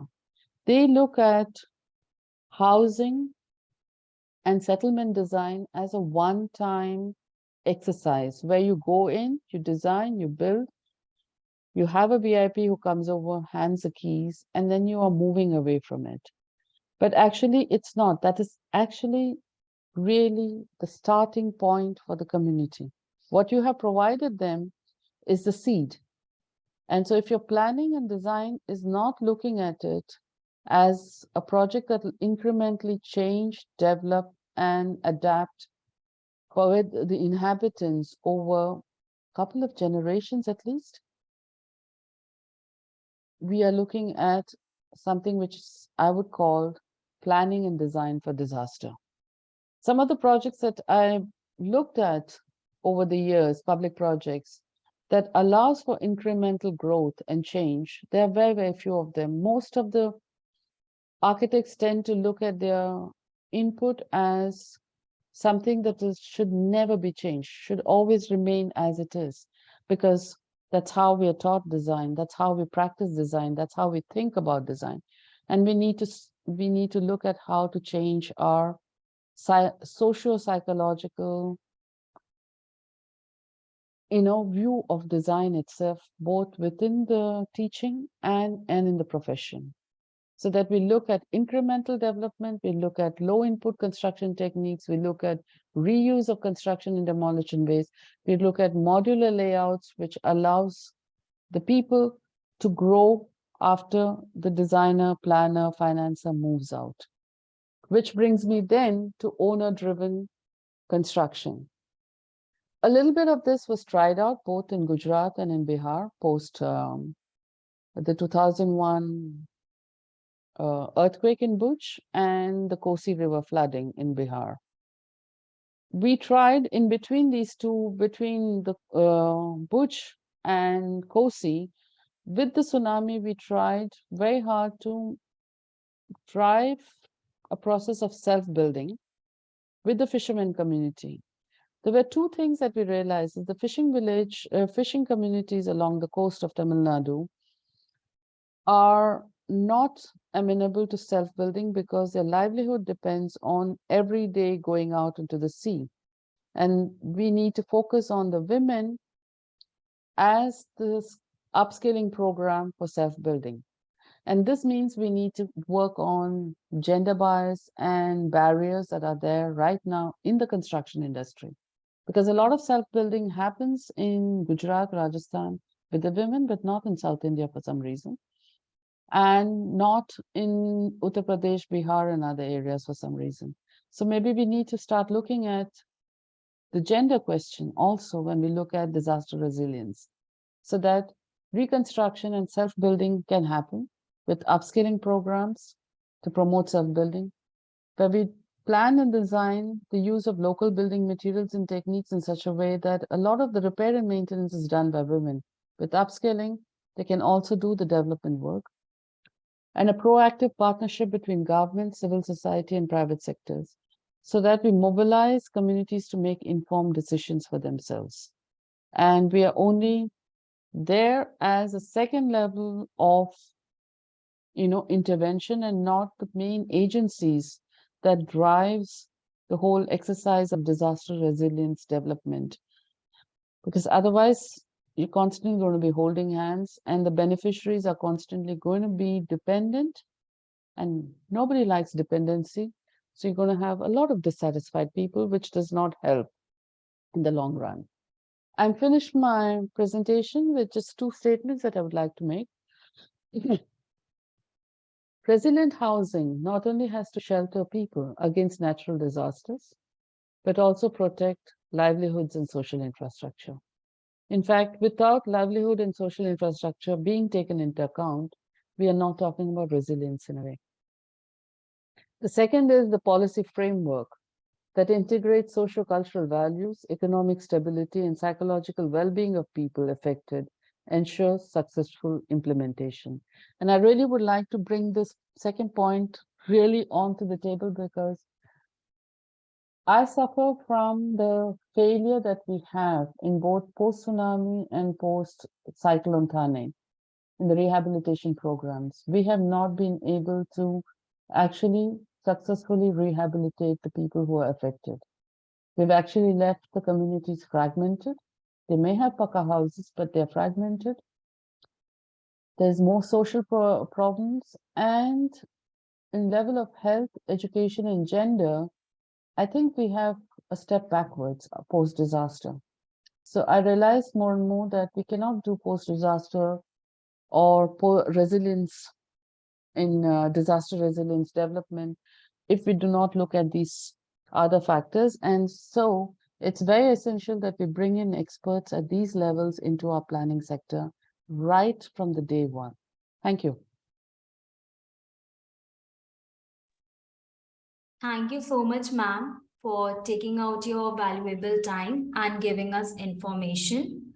Now I would like to ask Tikendra sir to give us some viewpoint over this. Thank you so much, Suhasini and Professor Katie. I mean, it's really, 2 enlightening presentations that we've had. Professor Katie is there. I can't see him. I hope he's listening to what I'm saying. Yeah, great. It's better to see you, Professor Katie, there. Yeah. So, Kate, I think we've interacted earlier also, but you brought in some very interesting aspects of, the whole question of resilience mechanism for urban poor in planning and a balanced regional growth. But Katie, we are in a socio-economic paradigm, which, they say it's a dead end of neoliberal capitalism, but unfortunately, that's what we are practicing in India. And the movement of capital is not decided by even the structures of governance. You know what I'm trying to say. So how do we ensure that? Are there any instances where this sort of balanced growth, because that planning era, where you plan look east or look west, all those Nehruvian models are now gone. It's a completely different model. So what do you do in such a situation? And I think the first point about microzonation is, it's completely missing as far as our master plans are concerned. And even what Suhasini was saying about the building codes, because this is what we have seen when we were writing the vision document for Ladakh, for Leh particularly. You have the same building code that exists in Delhi, and that's why in winters the students have chilblains. Can you believe that? So you can't have the same building code there. Because there you require heat to, conservation of heat, ensuring that you have minimum energy, but at the same time you heat the environment. So so I think, but then how to do it? That's what is really grappling it. And you're saying all these plans are not, without the master plan, unless until there's intervention with this perspective in the master plan, unfortunately, this is not happening. And most of these master plans are technocentric, driven by large consultants, even firms. I mean, there's no point in mentioning the names of those firms. But yeah, I think so. So what needs to be done? I mean, for our very young participants, students here, I don't think things in silos can work. They're very interesting instances. They're very fascinating work, studies done. But unfortunately, this can't be mainstreamed. And why it can't be mainstreamed, we all know that. I mean, take, for example, when you're discussing about fire, you still do not have the CDMA. I mean, you have the Disaster Management Authority, but not the City Disaster Management Authority. That's not even been ratified. The city is nowhere, in fact, even in the DRR processes. So, I mean, I really have, more. Instead of making observation, these are, questions. How do we address this principal problem of planning in this country?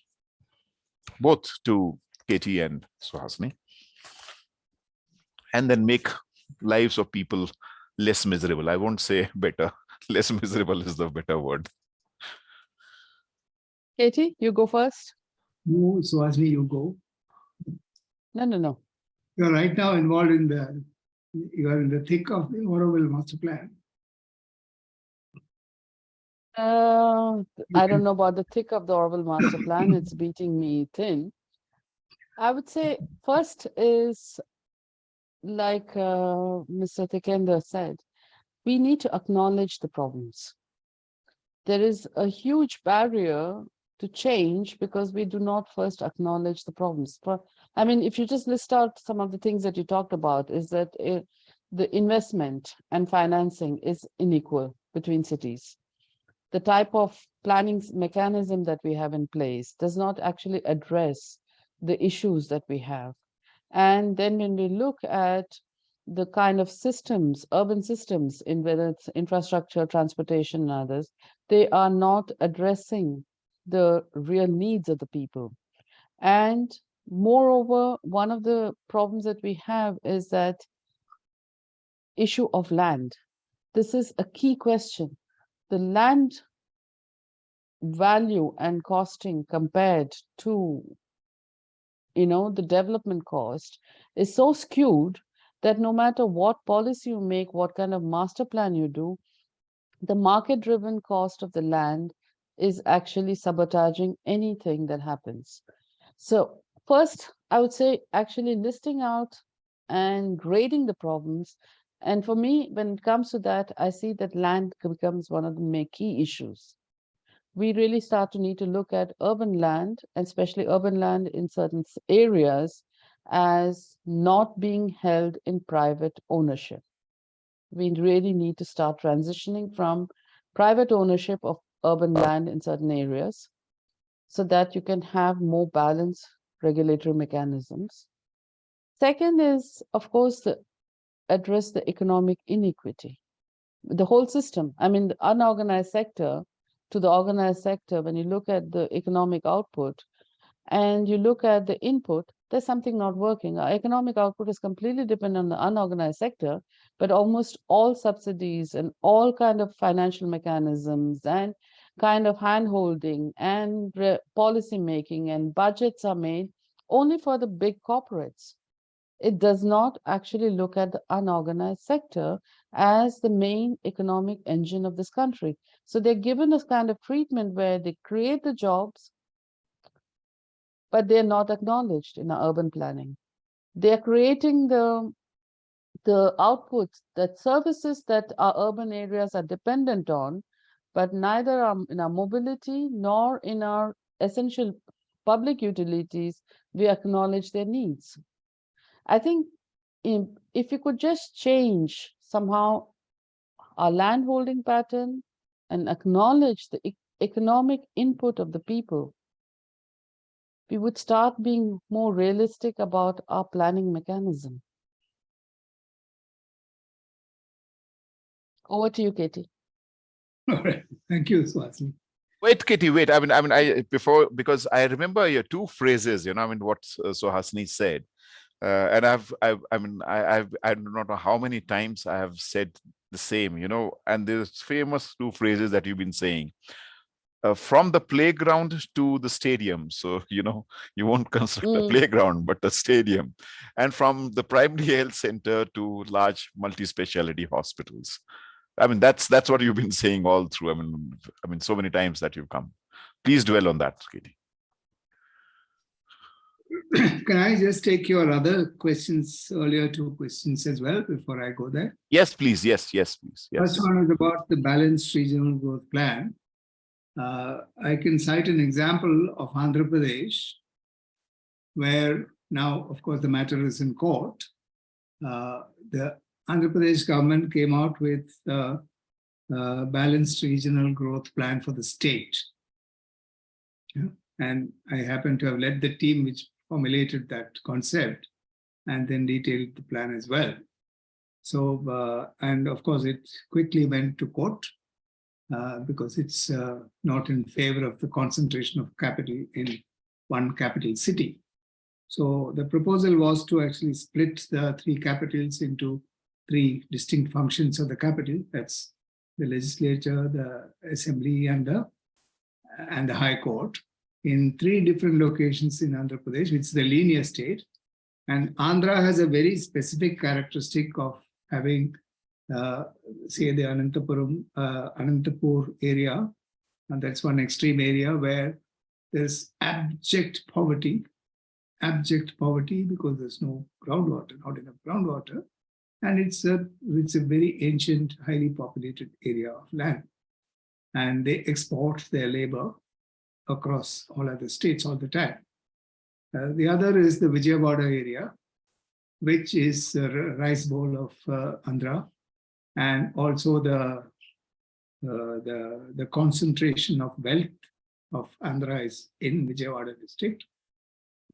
And then you have the extreme, the eastern extreme area of Vijayanagaram is called, area, which is actually also a poor area. So Andhra already has high concentration of wealth in the central part, which is in the Vijayawada district, and that's where the original capital was proposed, Amaravati was proposed, leading to further concentration.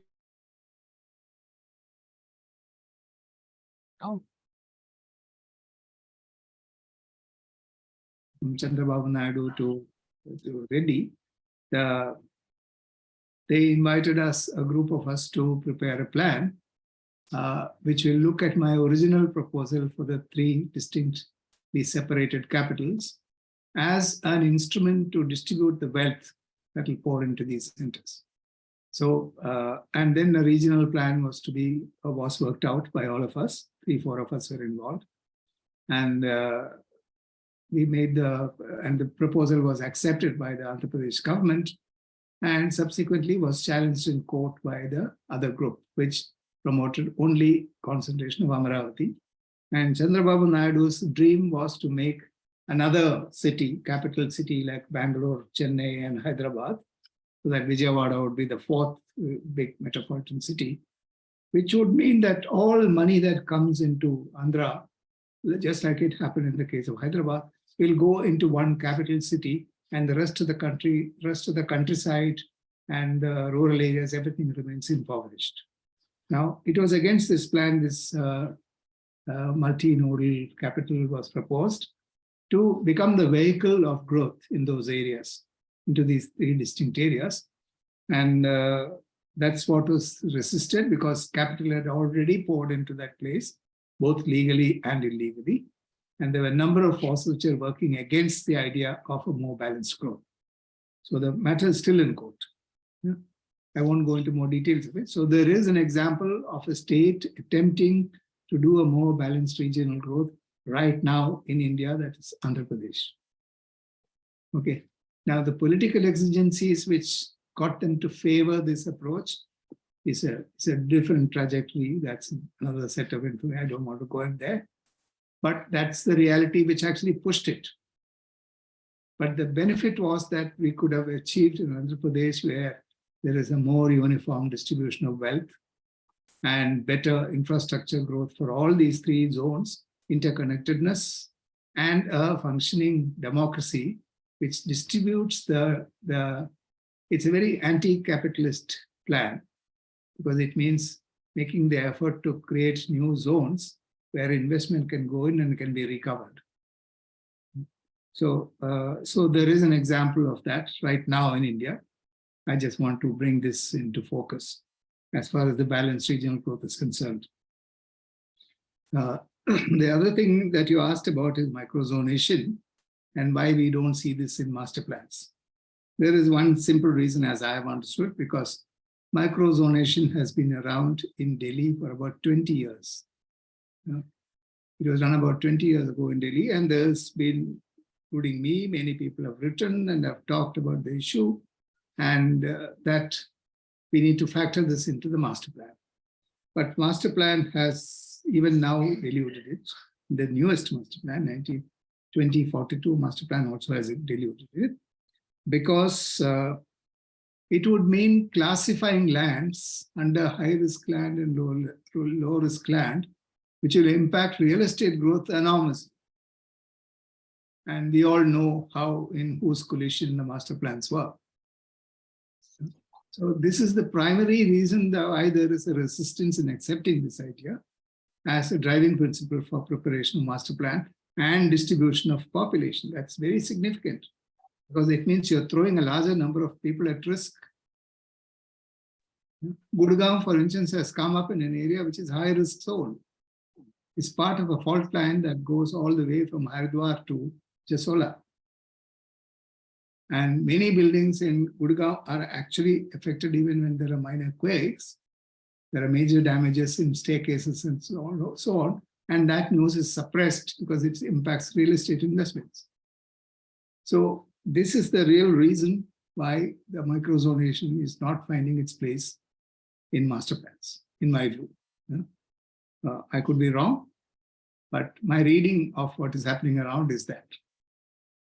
The problem, in fact, lies in capitalism and land market, like Suhasini just pointed out. Land is the most critical resource. And that once that resource is differentiated in its value, profit returnability, then it becomes a problem for a plan because it's a problem for the real estate developers. So the real enemy is not sitting here. Real enemy is capitalism, in my view. And the manner in which it plays out into our development process. Unfortunately, we are increasingly becoming more and more classical capitalist. Like crony capitalism and handholding between industry and power, and that whole thing is like really played out of proportion in the current scenario. And that's only going stronger and stronger as we see the progress of the master plans. So the solution perhaps lies in attempting actual radical economic change. And that is to me, it appears that that's the only final possible solution. I'm not saying that it's a feasible or practical or doable solution. I mean, we know it, you know it, I know it, how difficult it is, but that is the real direction to which this kind of a reform in planning process can happen, in my view, because it's hinged on value of land. It's artificial completely, the value of land. It's not about better opportunity for concentrating more people. It's about proximity to investment, which is what makes the proximate land more expensive than the other one which is not proximate. So, so it's a different kind of solution that we need to seek than the way the problem is manifesting. I don't know if that answers your question or if it just makes it more helpless. Perfect, Gedi, perfect, yeah. All right, so you had one more last question, Jitendra. What was that? That was not a question. That was, I mean, just repeating your phrases, from instead of playgrounds, you find stadiums in the plans, and instead of primary health centers, you find. On a tot lot, you will get a super specialty stadium with 50,000 seating capacity and, like fancy names on it. On one end will be one name, the other end will have another name. We know how it is being played out now. That's the unfortunate situation, but I think as Suhasini rightly pointed out, first thing is to acknowledge the problem. and acknowledge the problem in a way that you look at the radical reason for the problem coming about, and then seeking solutions at the root. Radice means root actually in Latin. So radical is doing it from the roots kind of issue. So I think that is the only way we can actually go forward to make a more substantive system which serves the interests of common people. This is the same thing that plays out in housing, in low-income housing, always located in the worst form of land, which they cannot market. What is discarded as undevelopable land is what is used for low-income housing, is allotted to housing, deliberate. And those are more susceptible and high concentrations of people. In Chennai now, they have built up a new housing, which has got 13,000 units in one housing area, 13,000 low-income units. No livelihood, no shops, no transport systems, no schools, nothing.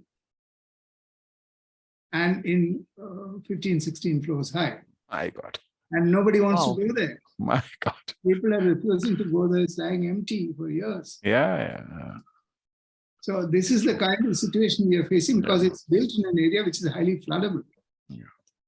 Without any social, Suhasini actually outlined those three essential things, like why it is necessary to have housing, livelihood, and social infrastructure in place together for it to make a wholesome living community. That is not there. Housing is seen as per capita cost that is spent by government and therefore made by so many other people, and not as something that's a habitation. Not humans, They're numbers. They're not humans. They're numbers in the financial game. So this is the unfortunate thing. I mean, it's easy to criticize. I agree, but I think we need to acknowledge the problem. Great. Naina, can you take some of the questions? I can see the questions posted. Can you just read them out and just find out to whom are they addressed, please? Yes, sir. Pooja Gupta is asking, is it not working in silos if we demonize multi-storied buildings when they also solve housing problem? Sadaki Hussain ji is asking, housing in flood-prone areas, suggestion please. Vipul Singh ji is asking to Ms. Suhasini. Multi-story housing. What I would like to say is, post-tsunami, the Pondicherry government claimed that they don't have any land. So we have to do multi-story.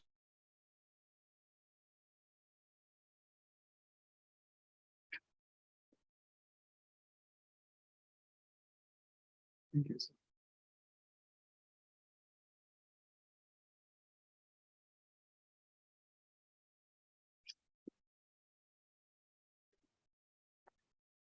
I lost connection temporarily. What we find is that actually the housing, like Katie said about the Chennai, they are not occupied by the fishing village. They're actually rented out and they're occupied by the low-income groups. So I don't understand the question. Whose housing problem was solved? When you talk about high-rise housing as solving housing problem, because when, like it was earlier mentioned, housing is not a question of implementing and delivering number of units. Housing is actually providing shelter to the people who need them.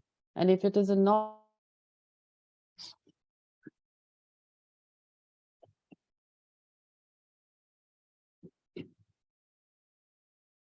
I think we have another loss of voice here. Yes. Naina? Can anything be done with it? Hello. So we can move to next set of questions. Yes, sir. No, I can do one thing. May I also comment on the same issue of the multi-story housing? Right, please go ahead. Ms. Pooja Gupta has said that you are demonizing multi-story housing, while it also solves housing problems. Now, more than it solves any housing problem, it creates many more unsolvable problems in housing.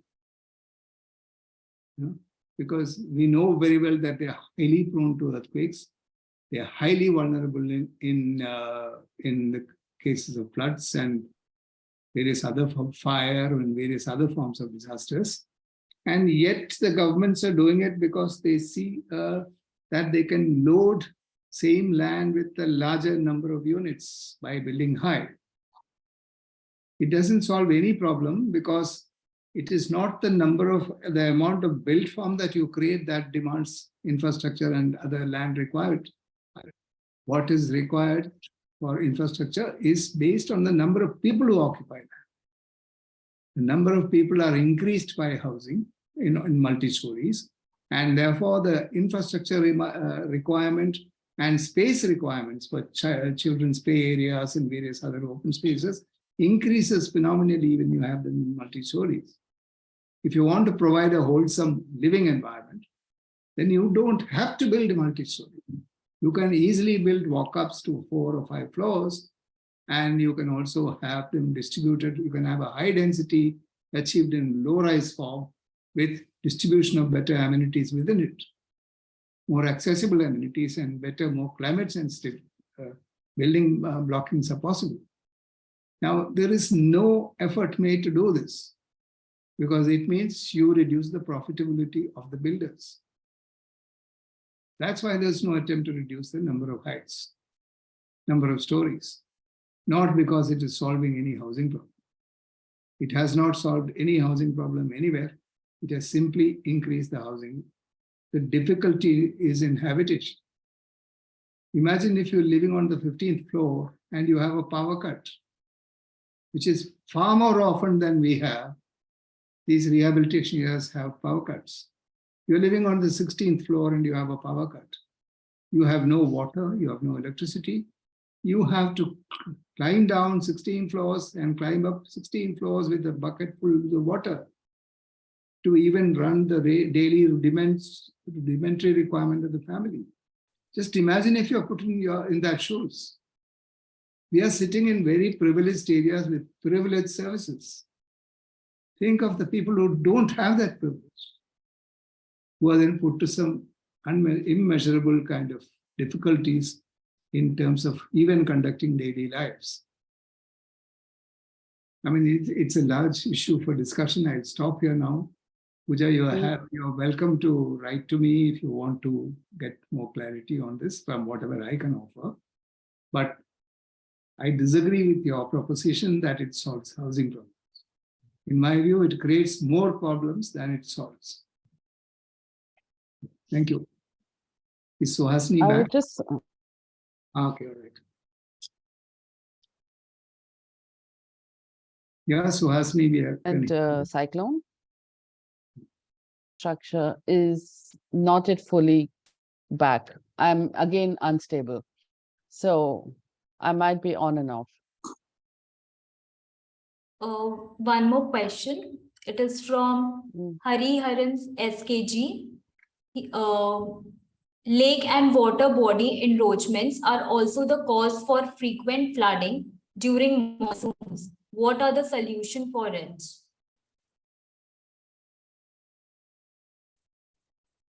Who is the questions to? So it's not written. I guess it's for ma'am. Suhasini, would you like to take that on? Okay, I can try, but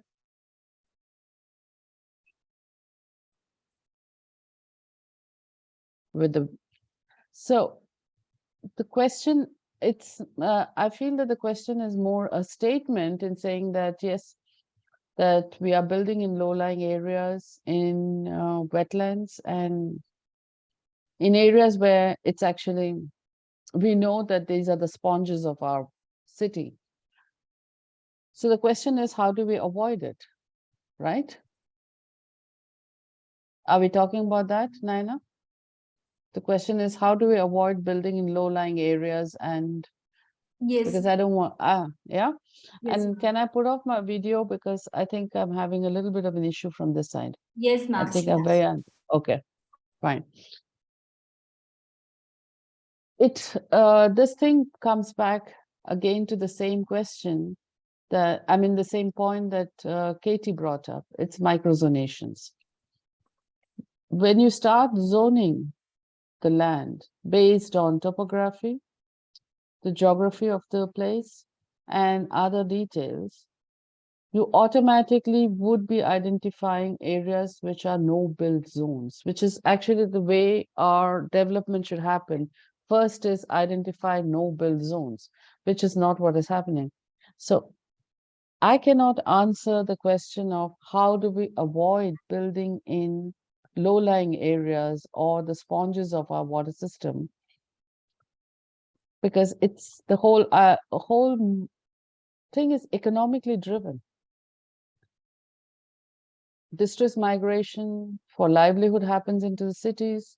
Areas which are not settled are the low-lying areas, which are not regulated because the riparian zones along these streams and water bodies and others are given over to privileged developers who then invite the migrant labor that settles there during the construction, and it just goes on.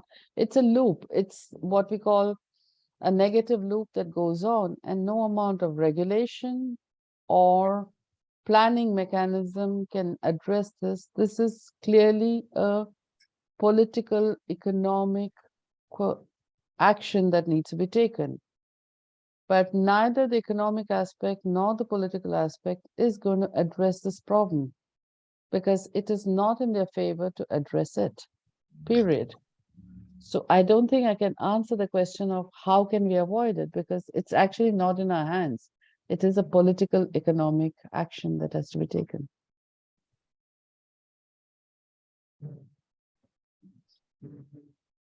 May I also offer a comment on it? Sure. Yeah. So I agree with what Suhasini has just pointed out, but I also want to add one more dimension to it. It is about the poverty of our education. The professionals who are trained to deal with built environment are not trained to look at water systems. We are not trained to see the interconnectedness of everything in the environment. An ecology is constituted by linkages between different kinds of elements, in which ponds are critical systems. Those ponds impact the moisture content, and that impacts the growth of vegetation. And that the combination of earth, water, and vegetation creates the best form of habitation. And this, we are not respecting that side. I can give you the example of how earthquake vulnerability is doubly or triply increased by building on lakes. When in the 2000-2001 earthquake, I visited Gujarat and Ahmedabad as well, one could see that most of the buildings which collapsed were multi-story buildings, and many of them are on stilts, so all the stilts had collapsed. Besides that, it was also found that all these buildings were built on atrophied lakes, or lakes which have been deliberately kept in such a way that they will atrophy, and then that land became developable, or in their eyes marketable, not developable, and then they build the multi-story housing on it. So it was only those areas where buildings were standing on top of lakes, erstwhile lakes, that the collapse took place. It's a very clear, direct pointer that it's not buildable land. But our education does not tell us that, and therefore we don't practice it. Our education does not even help us take an ethical position against how to convert private profit into public good. So we succumb to private profit. Thank you, sir. Thank you, sir and ma'am, for answering the question and giving us valuable information. Now I would like to invite our third expert, Dr. Shweta Vaidya Das, NIDM, and Utkarsh Dwivedi, IMPRI. Topic is green housing and built environment. Welcome you, ma'am and sir. Over to you.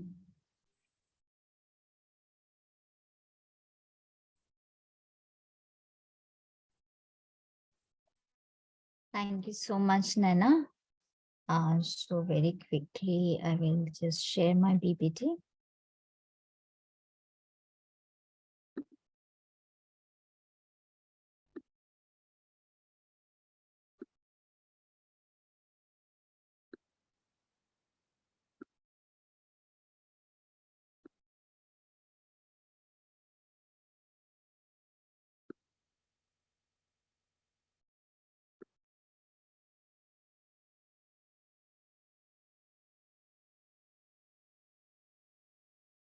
Is the full screen visible? Yes, yes. Please. Good afternoon, all of you. I know you must be very hungry by now. It's lunchtime, but don't worry, I'll not bore you much. My previous speakers have wonderfully talked on this housing aspects, and I could see that they have answered really nicely to all the questions those were posed to them. Um, so let's talk a little bit on green housing. So that is also very important. But before that, to give you a small did it all. So just imagine not only green housing, but also resilient housing. Just imagine those among you who are living in the hilly regions, they, they all know that how severe the landslide situations are there. In fact, today morning itself, I was talking to a person who belongs to Uttarakhand, and she was saying that, she could see that in the nearby areas of Bhimtal and Nainital, there, so many landslides have taken place. And it's very evidently seen that, the landslide occurrences are increasing day by day. Now, all these landslide occurrences are a very big threat to the buildings those are there, because she was saying that she could see her still a building was actually in a bad shape, as due to landslide it is practically hanging and nothing below that which can support. So all these things are the important thing where we should actually think of resilient housing, how we can make housing in a way that whether it's earthquake or whether it is,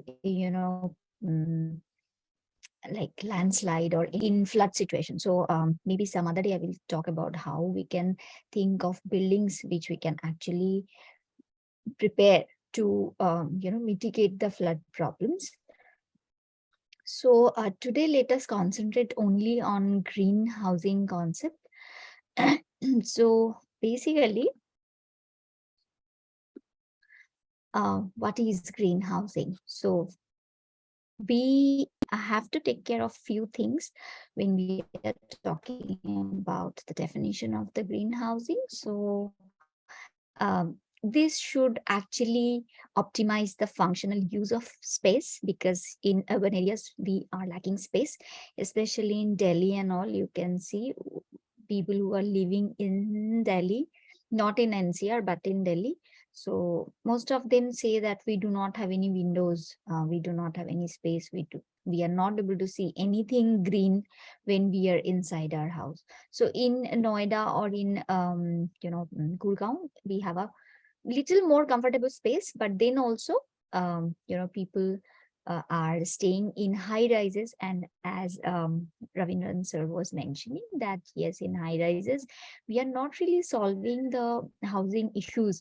Yes, we are able to accommodate a lot of people in that, but are we really concerned about the green spaces? So very recently you might have seen in Noida, 2 buildings were demolished by government, just because they did not have enough green space, or they did not have enough space around the society, and they were not maintaining enough gap from the nearby societies. So these are the issues, and we have to think that how we can solve these problems. And also when we are thinking about the green buildings, then we have to utilize less energy, because we have to think of lesser energy consumption and less water and natural resources. So basically we have to minimize the waste, and we have to create a healthier environment. Because I will come to that all these building or the new initiatives for building a house or building a society, that actually created IMPRI had a program on air pollution, so very nicely organized. So air pollution is a big problem that we are facing in Delhi, and you all know that in Delhi for some time we actually banned the construction of the buildings to reduce the construction to reduce the air pollution problem. So we also have to remember that if we are thinking of the green buildings or green built environment, we have to understand the fact that everywhere it cannot be same. So if it is in Kerala, it would be something different. If it is in Ladakh, it would be definitely something different. So we have to think of the cultural context. So also we need to address the local environmental concern. Like we are thinking of pollution in Delhi while thinking of constructing a building, but that might not be the case if you are thinking of a building in Ladakh, or if you are thinking of building something in northeastern region. So your thought or your ideas will be region specific. So individual buildings and built environment is the thing, but when we are thinking of green buildings, it is not only the individual building. We have to think of the total area or the total built environment, whether it is rural area or whether it is urban area, because it is not right to think that the pollution problem is there only in the rural, only in the urban areas. Because in rural areas also, when they are burning the stubble or they are using woods for their kitchens, there also a lot of air pollution is taking place. Therefore it will not be wise enough to introduce more pollution due to these building purposes and all. So we have to take care of that. So we also can think of some of the traditional practices, because many times you might have seen in the news feeds that in Kerala or in Karnataka, people have prepared a kind of self-sufficient building where they are using natural ingredients to build the house.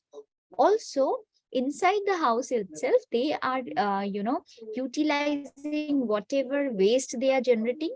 They are collecting the rainwater. So basically they are maintaining all their needs, and they are growing their own vegetables, and with the waste of that they are producing gas for cooking, and then they are collecting the rainwater, so that water is sufficing them for their daily needs. And also they are generating their own electricity through solar panels. So if we can think of this kind of self-sufficient buildings, that would be an added advantage for all of us. So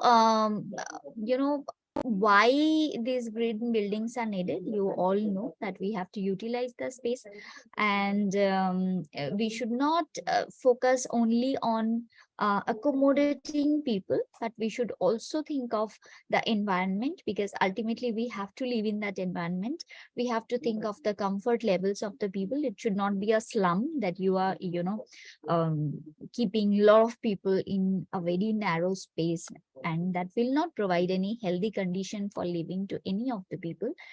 And then of course we have to think affordability, because we in many of the cases we have seen that if we are going for the greener option, then in most of the cases the cost is really very high, and we have to take care of that.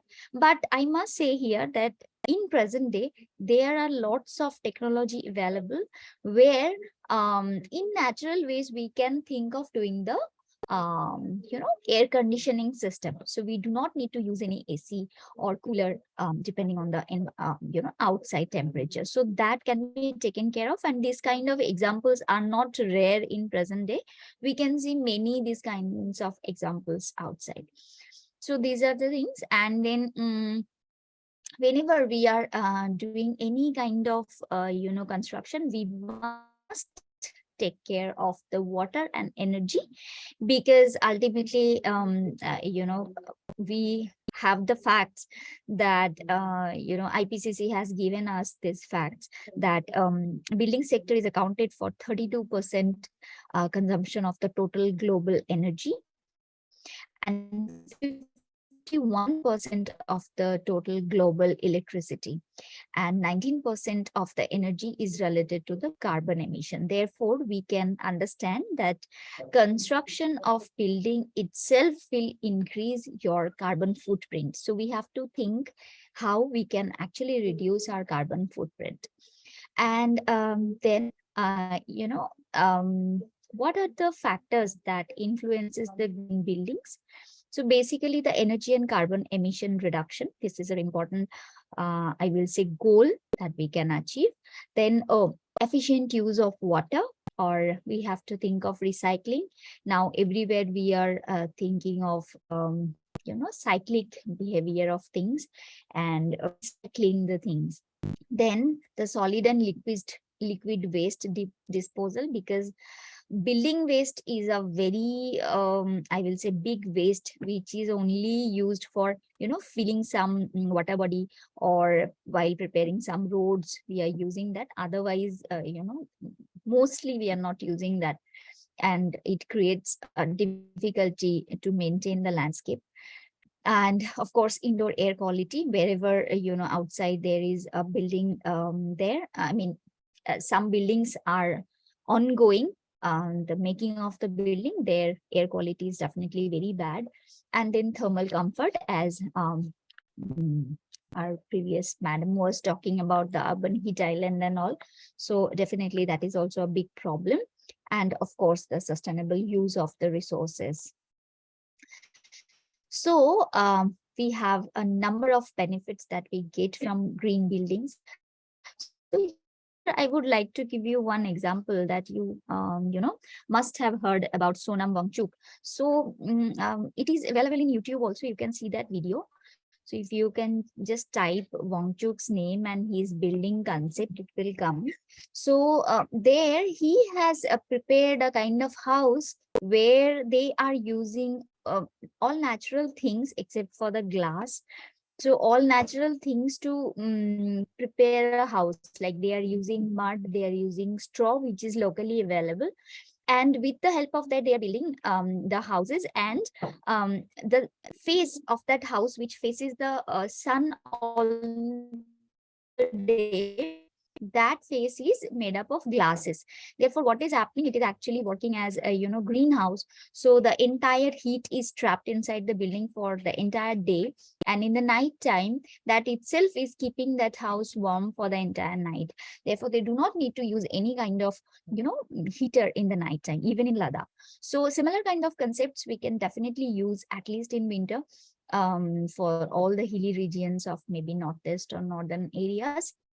And many other examples are also there, as I've already mentioned, from the southern side also. So we can think of actually implementing this kind of ideas, so that we are more towards the resilient and green approach of buildings. So I will few benefits, which are you are conserving energy, then you are reducing the destruction of natural areas, because more building you will be creating, you will be ultimately cutting the trees, or you will be deforesting some forested area. Of course, at the same time, you'll be destructing the biodiversity of that place. So here I would like to mention that if you come to come to sector 137 of Noida sometime, you will see that there is there are three parks very connected in a very close space. There are three parks. But in that one water body was there, which was very natural earlier. And in that natural water body, I have seen that in winter time, many birds used to come, very similar to the birds that you can actually see in the Okla Bird Sanctuary. But what then government did, they cemented the entire area, and now they have made a nice park. Now also water body is there, but it is no more a natural water body, and it is all cemented, and trees are also not there. Therefore, for last few years, I couldn't see a single bird coming in that park. So this is also another, I will say, example that we might think that all the water bodies or natural areas, we can think of, cementing the spaces or making it more beautiful, but ultimately that will not serve the purposes. So we have to think that how to, retain our natural spaces as natural only, not like cemented areas.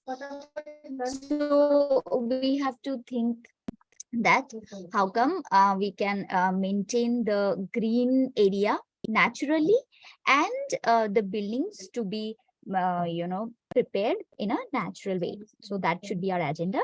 So we have to think of a sustainable site. We have to restore the habitat. We have to control the storm water, and definitely if we take care of all these things, that will take care of the heat island issues of the urban areas. Then we have to think of the water efficiency, climate approach, for the renewable energy. So for energy, hydrological energy, maybe in the plain lands it is not possible, but in hilly areas definitely we can use of hydroelectrics and all. But here definitely we can use the solar power, and in the coastal area they can use power generated through waves and winds. So are important.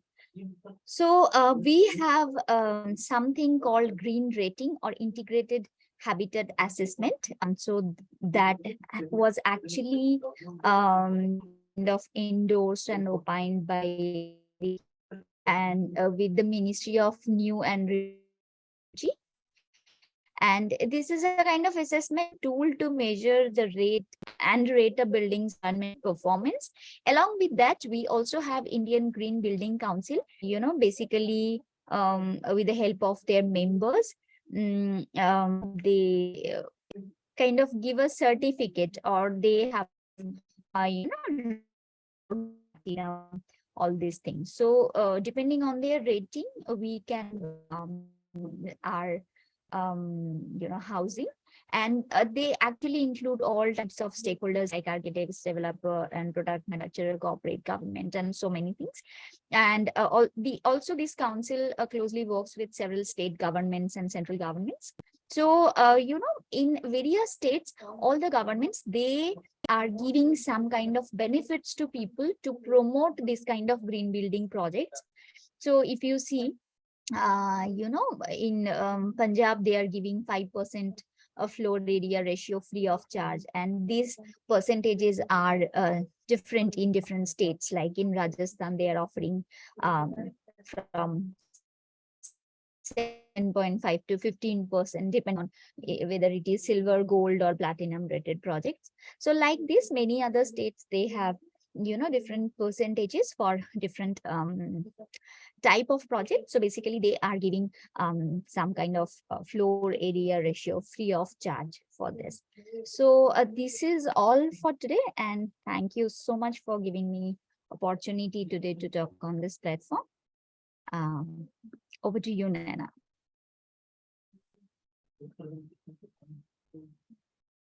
Thank you so much, ma'am, for your valuable information.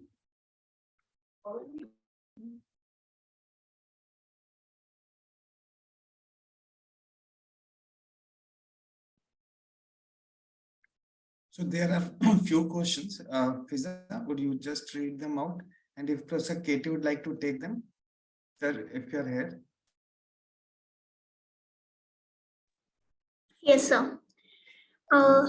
So the first question is, could you please reflect upon the role of special purpose vehicles in urban planning and redevelopment projects? The recent bid to Adani for Dharavi redevelopment is part and parcel of new trend of city building using the model of public-private partnership. How do you see this as a way forward? And another question is... Sorry, can I ask one question answer time? If I can answer, it's better. I'll be very quick. Yes, sir. Okay. Answer the first question first, and then we can go on to the next one. Right. Okay. Because otherwise it gets all jumbled up. Yeah, sure, sir. Basically, about this special purpose vehicle, we should realize one thing, that we already have, every city already has a special purpose vehicle in place in the form of a development body. What is so special about this purpose vehicle outside? I don't understand it. No? And if we follow the 74th Amendment, the development body is supposed to be functioning under an elected body of the municipality, not nominated authority. The word authority has been removed from the 74th Amendment planning list. And we already have municipalities under whom these planning bodies are supposed to function. And therefore, they are subject to some kind of a control, ethical control by the elected representatives who represent the people. In other words, in our form of indirect democracy, where we elect people and who then exercise decisions on our behalf, these bodies are already vested in the public. If they're not doing their job, you go and put one special purpose vehicle outside the electoral process. Who are they answerable to? Only to the people who appoint them. That's absolutely undemocratic.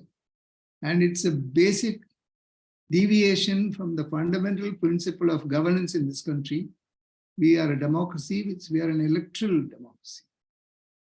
And all development bodies must function within the framework of the electoral bodies.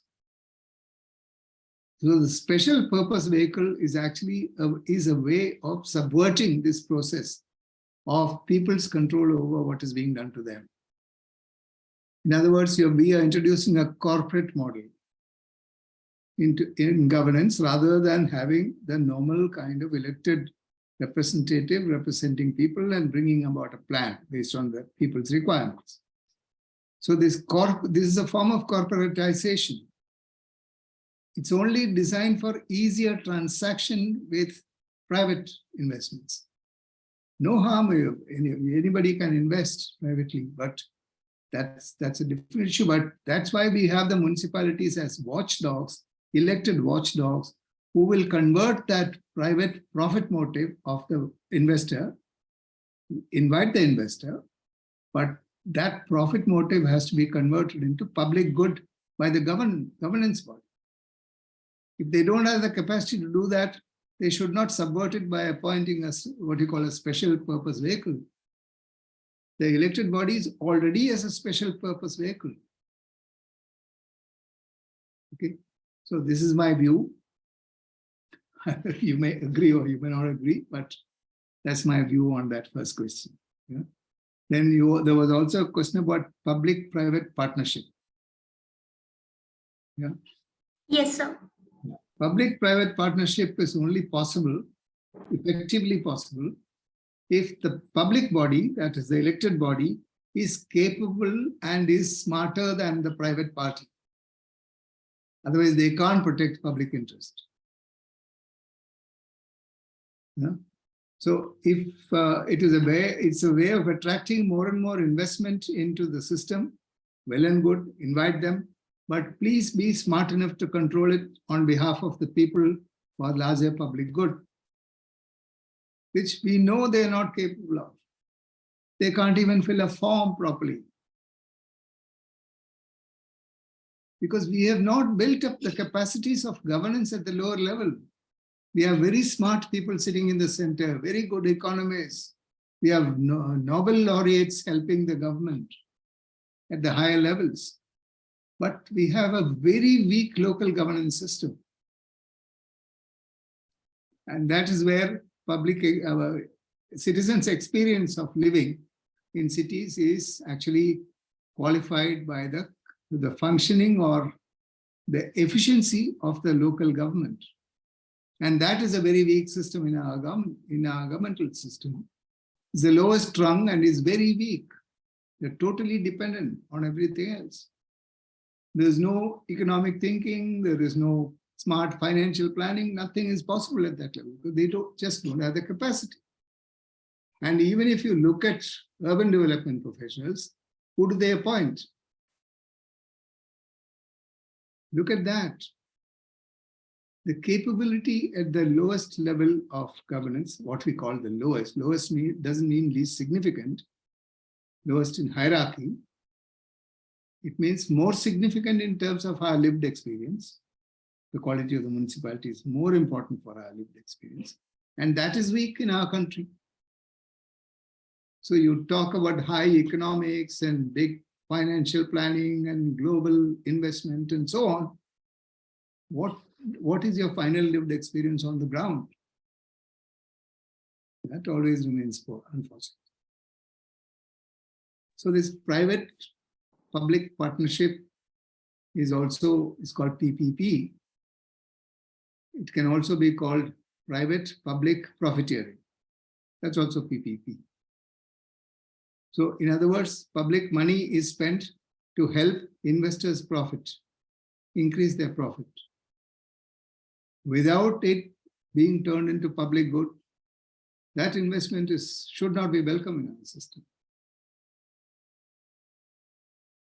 Sorry, I don't know if I upset you by answering it in that manner. Whoever has asked the question, but that's what I So there is one more question. It's a follow-up question from Parik Ji. He has commented on what you have already said. I agree that the high-rise buildings do not solve the purpose of housing, but then what are the techniques to accomplish the objective of affordable housing in India? Techniques to, sorry, say that again, techniques to, I agree that the high-rise buildings do not solve the purpose of housing, but then what are the techniques to accomplish the objective of affordable housing in India? I think the first thing is that we as technical people and who are involved in planning and implementation and governance must come down from our pedestal and talk to the actual users of cities. And we should evolve a decision-making process where at the design stage itself, we involve people in what we are planning to develop. Now what we do is we prepare a plan, then we take it to the people and tell them this is what is being given to you. Then it's already a legal document cast in stone for the next 20 years. Then it's a question of take it or leave it for them. So there really is no effective participation in the present system. Because after the master plan is passed, it is taken to people. After the master plan becomes a more detailed zonal plan, then that zonal plan is already passed by a legal entity, as a legal entity, before it's taken to people. So where is the platform for negotiation? If that platform for negotiation can be created in our system, we'll have the solution for real issues of our city through the lived-in experience of people. So I would say one effective pill for that illness is participatory planning at planning level, as well as at implementation level, as well as at maintenance. So that participation must run right from the bottom of the planning process to its top. Thank you so much, sir, for answering the question. As we have come to the end of day 1 of a 3-day online certificate training program on disaster resilient housing and built environment, Imperatives for Better Policy, Planning and Sustainable Cities. I, Naina Agarwal, researcher at IMPRI, Impact and Policy Research Institute, would like to propose the formal vote of thanks on behalf of National Institute for Disaster Management, NIDM, and IMPRI Center for Habitat, Urban and Regional Studies, New Delhi.